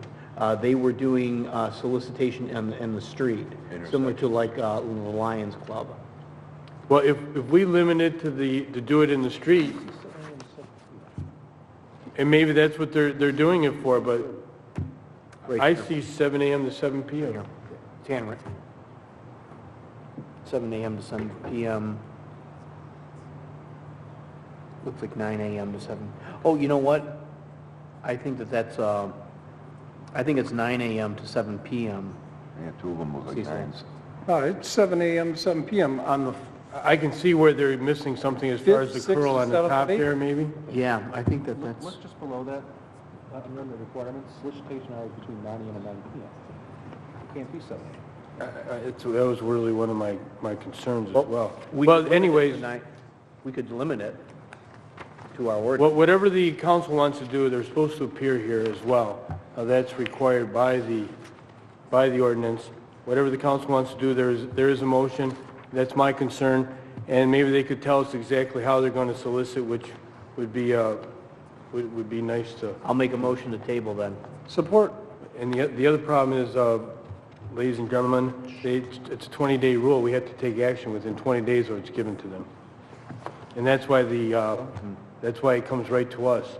So either we deny and it comes back. That would probably be the better thing to do, and then maybe they'll get the message that way, and we just get right back to us for next council meeting. And then that way it doesn't pass automatically by 20 days. I'll leave it up to the council. I withdraw my motion to support the tabling then. I withdraw my motion to approve. I'll make a motion to deny. Motion by Stevens. Support by Werner. Any discussion? All in favor, say aye. Aye. With that in mind, if anybody's listening. Next item, Mr. Secretary. Next item, 18D, formerly 4O, request of the Denying Guidance Institute and Wellness Center to solicit in the City of Warren, March 29th through the 31st, 2012, April 1st through the 21st, 2012, and May 1st through the 18th, 2012. Any motion in regard to this? Motion to deny with discussion. Motion by Ms. Colegio. Support by Stevens. Ms. Colegio. Yes, I have a question to the chair, to the city attorney, if I could. On the backup of this, it says permanent address is a P.O. box. And there's a temporary address that's given, but can the city of Warren give a license, or, can we do business or give license or, certificates to people that, that are just a P.O. box? Well, any number of Your businesses, microphone. any number of businesses do have P.O. boxes. I'm unaware of the provision. There may be such a provision, I'd have to check. But as I said, there are a number of businesses that I believe do business with the city of Warren who have post office boxes.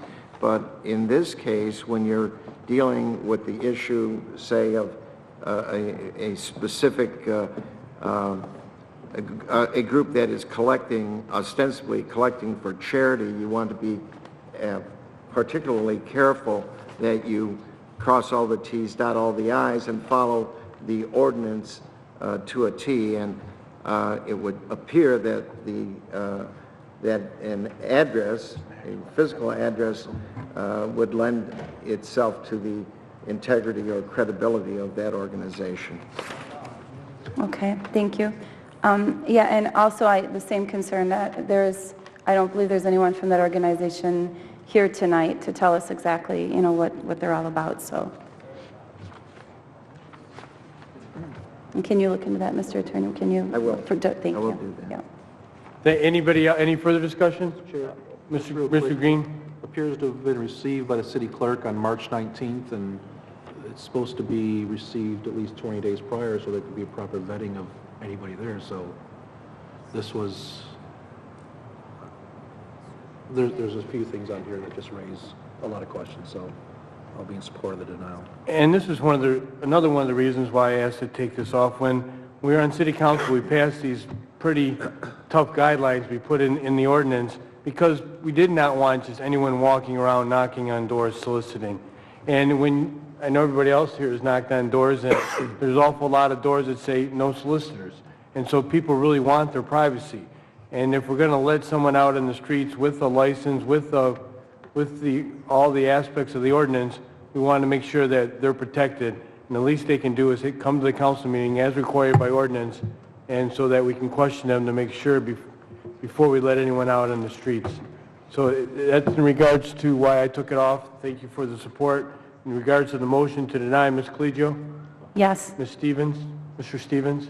I know, I interrupt. It's late. That's why we're going to change it to go on. Mr. Stevens? Yes. Mr. Bacamino? Yes. Mr. Warner? Yes. Mr. Sadowski? Yes. Mr. Green? Yes. Mr. St. Pierre, yes to deny. Is this audience participation? Next item, audience and opportunity for citizen participation. All right, this is audience participation. Members of the audience wishing to address council may do so by first completing the form provided and handing it to the court reporter. Speakers are reminded that they have 3 minutes to address council, and that when the timer sounds or asked by the chairman, they must conclude their comments. Speakers are further reminded to please state your name and place of residence for the record, and that council members are prohibited from answering questions or commenting during audience participation. The first person on the citizen's name is Tony Police.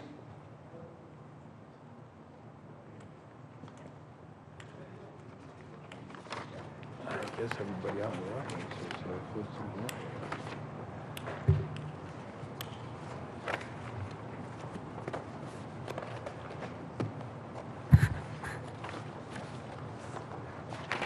Good evening. Tony, please, Zone 2. I'd like to know the difference between sole authorized provider and sole bids. Same thing, isn't it? You question one, you didn't question the other.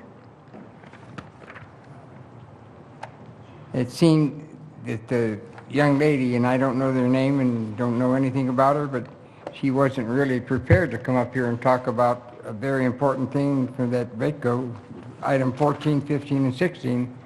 And they've been a very good company in the city of Warren. It should have been boom, boom, boom, and that was the end of it. But it wasn't. I want to say it again, Mr. St. Pierre. You seem to cut off people, and you always cut off Kelly a little more than the rest of them. Show her some more respect. You can look anywhere you want to, but you do that. You may not realize it, but you do it.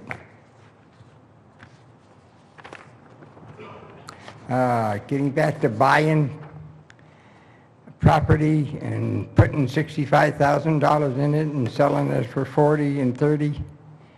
And everybody says it's to make the neighborhoods better, okay? It might make that house better, but what it does is lower the cost of lower the valuation of almost every house in the city. Like I said, let the private industry do that. Stay the hell out of it. You don't belong in the real estate business. Simple as that.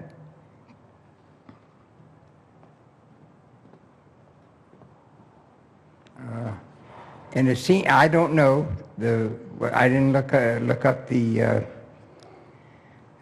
particulars on whether it's legal or not or whatever. But it seems to me that when this gentleman comes up and has that Freedom of Information Act appeal, he should at least be told why you're denying it. At the very least, he should be told why you're denying it. He's automatically denying it, and he's just out there waving in the wind.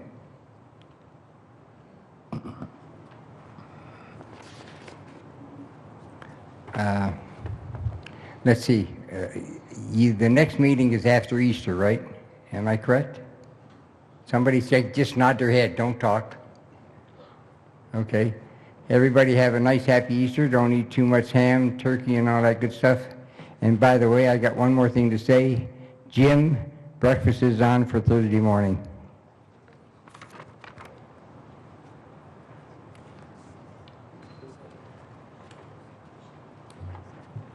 Dean Berry.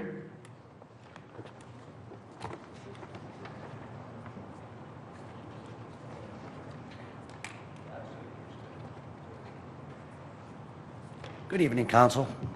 Long time. I tuned in just a little bit late at home, and I caught right at the very beginning of agenda item 10. I kind of expected it would just be another ho-hum nuisance issue on Topher, but some things happened and they were all good. We had some pretty compelling statements by the representative, I believe Mr. Jansen, and it was pretty compelling. But then council, and I mean all 7 of you, this is big news to me. All 7 of you spoke on it, raised very, very thought-provoking questions, and offered very thought-provoking opinions. Differing, but all interesting. This is everything I've ever wanted out of a city council. It does not get better than that. And I'll tell you right now, I'm filled with confidence and I'm filled with delight. And I wanted to come here personally to let you know that. And I'll tell you, if we can maintain that, because what really came out of that was it told me, for one, that everybody was prepared. Everybody, all 7 of you, were prepared. Differing opinions, but still thought-provoking. Between each and every one of the debates, the varying input through each and every one of you, I learned a lot. I knew everything about that issue. So there was nothing ho-hum about it. And it proceeded pretty much into the rest of this evening, I might add. This was, and I've been to and watched hundreds of council meetings. This was as good as it gets. And I tip my hat to each and every one of you. And I'll tell you right now, if this keeps up, I will be the wind to your back. I don't expect you to get it right. But God, it means a lot to me when I see you've done your homework, you've passed your knowledge on to me, for one, and I can make a decision on something. So let me tell you something. Sleep well tonight. You deserve it. This was excellence. Excellence. And just a real quick note, Mr. Eugene Sawyer called me this week, and this just for your information and those watching at home. For those that didn't know, he was diagnosed some time back with cancer in his left lung. Originally, they were going to, and I'll wrap up real quick, Mr. St. Pierre. Originally, they were going to remove the upper left lobe. He was working with a team of doctors, along with his personal doctors, at the University of Michigan. And in the process of all the testing and procedures that they had done with Mr. Sawyer, they found what they thought was a hot spot recently, and that hot spot turned out to be some cancer that had reached lymph nodes. So they have now, due to his age, opted out of any surgery, and they're going to offer him chemotherapy and radiation. What I can tell you is his spirits are very, very high. St. Eugene, if you talk to him on the phone, the problem he has that the people should know, especially those that try to call him, those perhaps at home that would like to hear Mr. Sawyer speak again at the microphone, is that he has pulmonary issues. So probably if anybody's wondering why does he call me, the only answer I could offer is that he, obviously likes me a lot, has a lot of faith in me, but probably more importantly is that he knows I'll do most of the talking and he don't have to say much. So I just wanted to share that information with you and hope that along with me you'll keep him in your prayers. Thank you. Have a blessed night. Great job, guys. I'm proud. Henry Kirchhoffsky.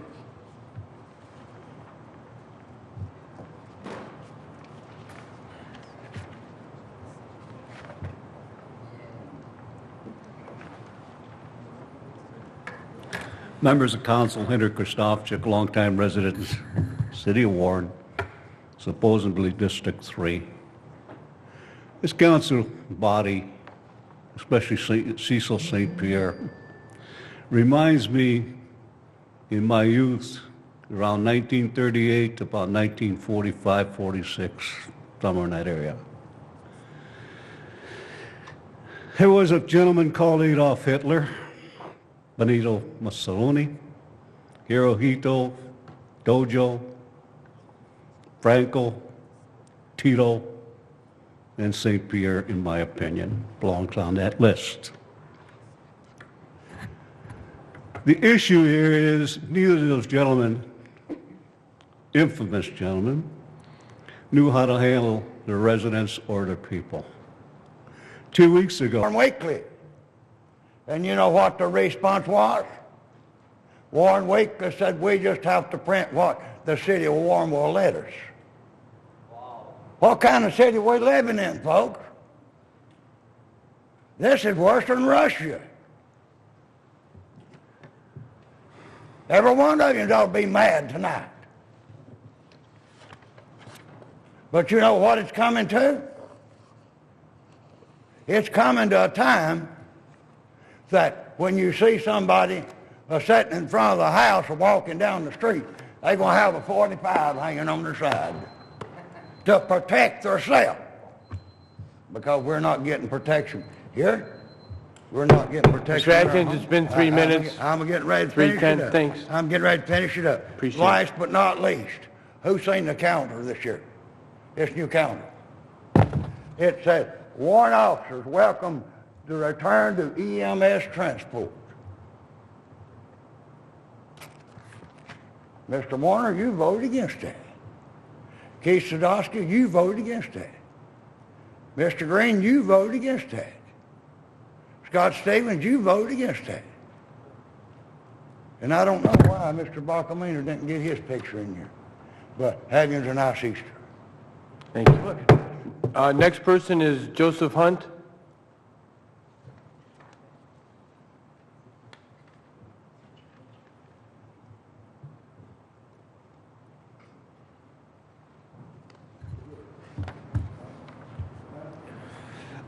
Good evening, Council. My name is Joseph Hunt, 8306 Stanley, resident of District 2 at 12 in Van Dyke. I specifically thank you, Mr. Stevens, for bringing up the issue about the charter violation of the Water Department Superintendent. Specifically, the idea behind these quarterly reports is that the annual reports really don't cover exactly what should be presented to the residents regarding the status of the water system, especially with the way I perceive the water department has been run. I would say that these quarterly reports, the first one due at the end of April, should be very enlightening. In particular, with the water meter replacement program, the city's spending the $5 million on the Eclair devices, and somewhere along the way, there has to be some assets on the books somewhere that indicates that the Eclair devices, the meter reading devices, actually are owned by the city, as opposed to being on lease by National Field Services. One of the things that Karen Spranger wanted to bring up before she was kicked out today was that basically Marcia Smith, the City of Warren assessor, had taken away her principal residence exemption one day after the general election last year. We've gone to the Board of Review in December to get that back, but it was understood that the Board of Review doesn't actually handle those type of things, when in fact they do, according to the State Tax Commission's Bulletin 16. The real deal comes down to is we went back to the Board of Review back in the March meeting to get the minutes from the Board of Review in December. They should be available under the Open Meetings Act after 8 days. And of course, it was the assessing department who basically did not have them available. The funny thing behind it is I submitted a FOIA for those particular minutes, and it was granted, but I had to wait, which meant that the document didn't exist. And of course, with the Board of Review, I attended the Board of Review. I was one of the last ones. I went through and argued my 13 comparables in my neighborhood, which is at 12 and Van Dyke. And specifically when I was looking at all the assessed values, that basically my property is overassessed by 10%. And I provided very good arguments. The idea behind that, there were 226 people that petitioned the Board of Review. I cannot believe the way that they arbitrarily had no information whatsoever, and they made up figures. Either it was a denial, 5%, 7%, 10%, or if you live in Heritage Village, it was 12%. Basically, I believe that the Board of Review they made whimsical decisions, and I don't know if it was because I was there at sleepy time, which was at 9 o'clock on Wednesday, but the deal comes down to is in the budget, there it actually indicates the assessing department hears 200 Board of Review, or 2,000 Board of Review appeals. That's in the budget book. And here we had 225, which meant that any of these mail-ins, anything that was put on hold, and any of the poverty exemptions were not open to the public, which is the violations of the Open Meetings Act. I think they had it against me because I read them the law, and they basically had to allow people in the room to understand that. But I think something needs to be done with the assessing department, and probably the best thing we could do to bring the city back is ask the State Tax Commission for a 14-point review of the assessing department. By reason of that position or authority. Another thing I'd like to remind you, how many of you have received campaign contributions from John Axe? I know quite a few of you have. Next thing I want to talk about is this nice little flyer that was sitting at City Hall that miraculously had some whiteout put on it about a senior swing dance. Well, they reprinted them, but then later we advertised for them saying, oh, they've been canceled. Oh, there's a new flyer at City Hall now that says they're being held somewhere else, outside the city. But that's fine, we'll just pay for your advertising for you, don't worry about it. Another thing, I have this guide on property assessments. Talks about Proposal A on the back of it. I know this is something really, really old, all right, but it looks like we're doing some campaign financing on our literature that's paid for by tax dollars. Oh, speaking of that, this beautiful picture in the calendar, I believe it was on some political flyers I received this year. That's kind of interesting. Another question is about compost. If I shovel some compost in the back of my truck or in the back of a car, how am I going to know it's a half yard? Is there a scale? Is it like our salt? It just miraculously disappears. Another thing is you violated your own rules when you removed Karen Springer from the auditorium today. You need a vote of the council. You as the president, Cecil St. Pierre, do not have that power and authority. You must vote as a council to remove someone. Read your council rules and procedures, and you'll see that. Be very careful. It's getting close to the time of 6 months from your election. You know what that means? You can be recalled. And be very, very careful in what you do or what you don't do. Because you will be held by the taxpayers who pay your salaries accountable for what you do and what you don't do. You guys have violated multiple ordinances in the city charter. You have violated multiple state laws. You may or may not know it, but you know what? It's your responsibility to know that. Do I have another minute or is time up? I have about 30 seconds. Okay. Also like to let you know that the districts that we have are a violation of state law. There still is yet to be a vote of the council approving districts. And according to the Home Rule City Act, the city council, the legislative body, needs to approve the districts. Are you guys going to do something about that? And ladies, I'm sorry, Kelly. Or are you not going to do anything about it? 3 minutes up. Continue Thank to you. violate state law. Mr. Pasternak, Gloria Sinker.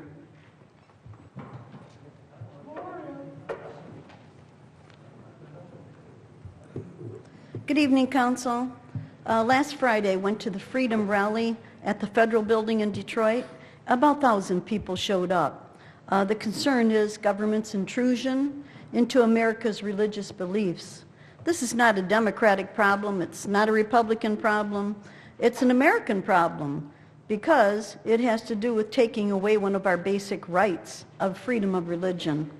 The health care bill is approximately 9,000 pages, and remember when Nancy Pelosi said, let's pass the bill so we can find out what's in it? Well, we recently found out that the bill mandates all religious churches and their institutions to go against their conscience, actually of their core beliefs. The federal government's intrusion on the freedom of religion is against the First Amendment of the Constitution. I liked one of the signs that was being held at the rally. It said, would someone please put on the president's teleprompter a copy of the United States Constitution? This mandate interferes with all religions in America who wish to worship without the intervention and dictation from government. In fact, isn't that why Europeans came here? For freedom to worship? With government's interference, they are changing the character of our country by taking away the basic American right, that of religious freedom. This healthcare mandate of forcing religion to go against its conscience is all about losing freedoms that we got from our forefathers, that are won by our soldiers. Motion by Stevens, support by? Green. Discussion. Green. Discussion. What I have here is an amendment for the start of city council meetings. Currently, the ordinance reads, the city council shall hold regular meetings on the second and fourth Tuesdays in every month at 8 p.m., provided, however, that when the day fixed for any regular meeting of the council falls upon a day designated by law as a legal or national holiday, such meeting shall be held at the same hour on the next succeeding day, not a holiday. What my proposal is to amend it to read, the city council shall hold regular meetings on the second and fourth Tuesdays in every month at 7 p.m., provided, however, that when the day fixed for any regular meeting of the council falls upon a day designated by law as a legal or national holiday or a national, state, or city election, such meeting shall be held within 7 days at 7 p.m. As you know, we had the, I've added the part about the elections. We had an election, actually, where we had a council meeting on that day. And so I put that ability in there to move the date too. Excellent. No, Mr. Chair. Mr. Green. Thank you. Mr. Stevens, do you want to make... Excuse me. I know, we'll have, you keep interrupting, Mr. Kotrovsky, and it's unfair, and I'm going to have, if you want to keep it up, I'll have you removed as well. So please, mind yourself. We'll support it. Because I just for the record, I did not remove Karen Springer. I wanted her removed from the podium. Whatever happened after that, that was up to Karen Springer. I just wanted her away from the podium. And yes, I wanted her removed from the podium. Mr. Green, and... Thank you. Let's go on. On your one item here, 7 days, the last line to be held within 7 days, do you want to define that as either business or calendar? I'm assuming you mean Yes. calendar? Yes, that would be Clarification? calendar days. 7 calendar days? Right. Okay, so can we add the word calendar in there? So such meetings shall be held within 7 calendar days. I accept that amendment. Okay. Any further discussion? Chair? Mr. Sadowski? This is the first reading of this? Do we Yes. have to have two readings, so this will come back? As an amendment, yeah.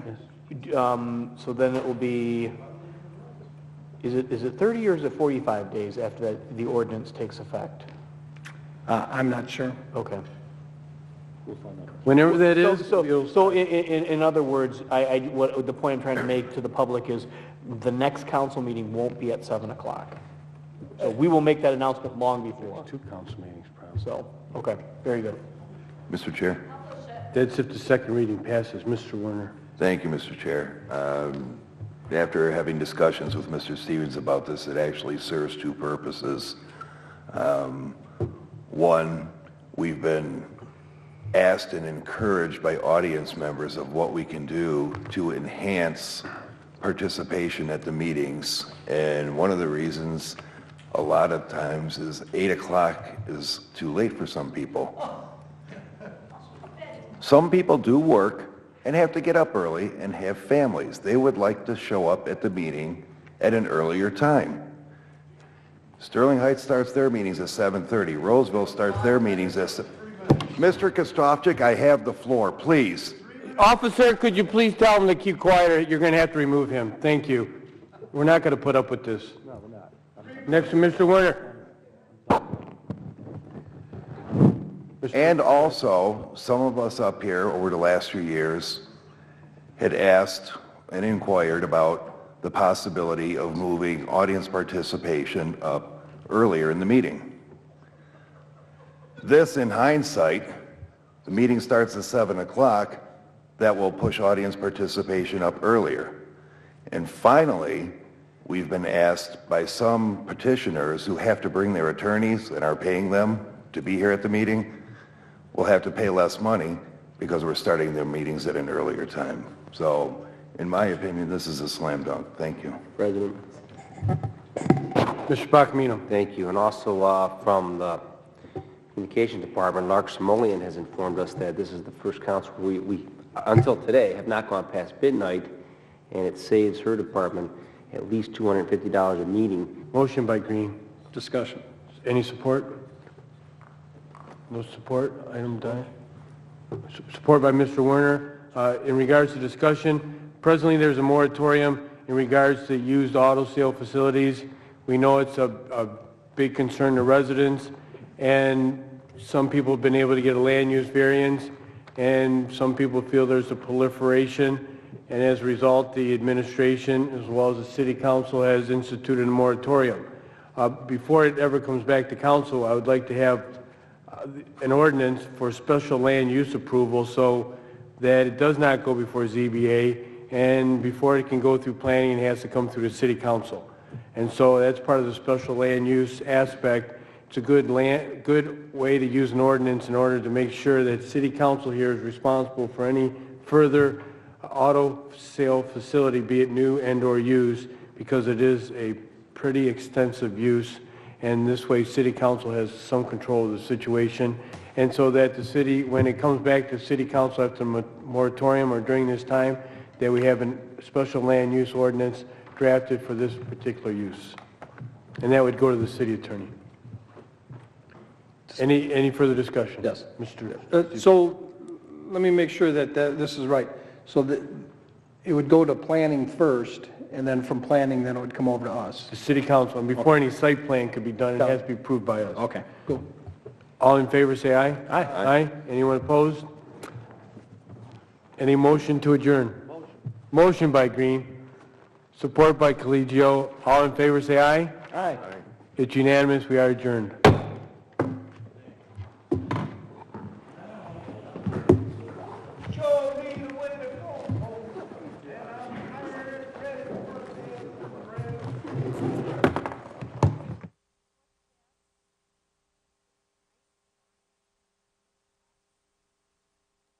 Hello, I'm Warren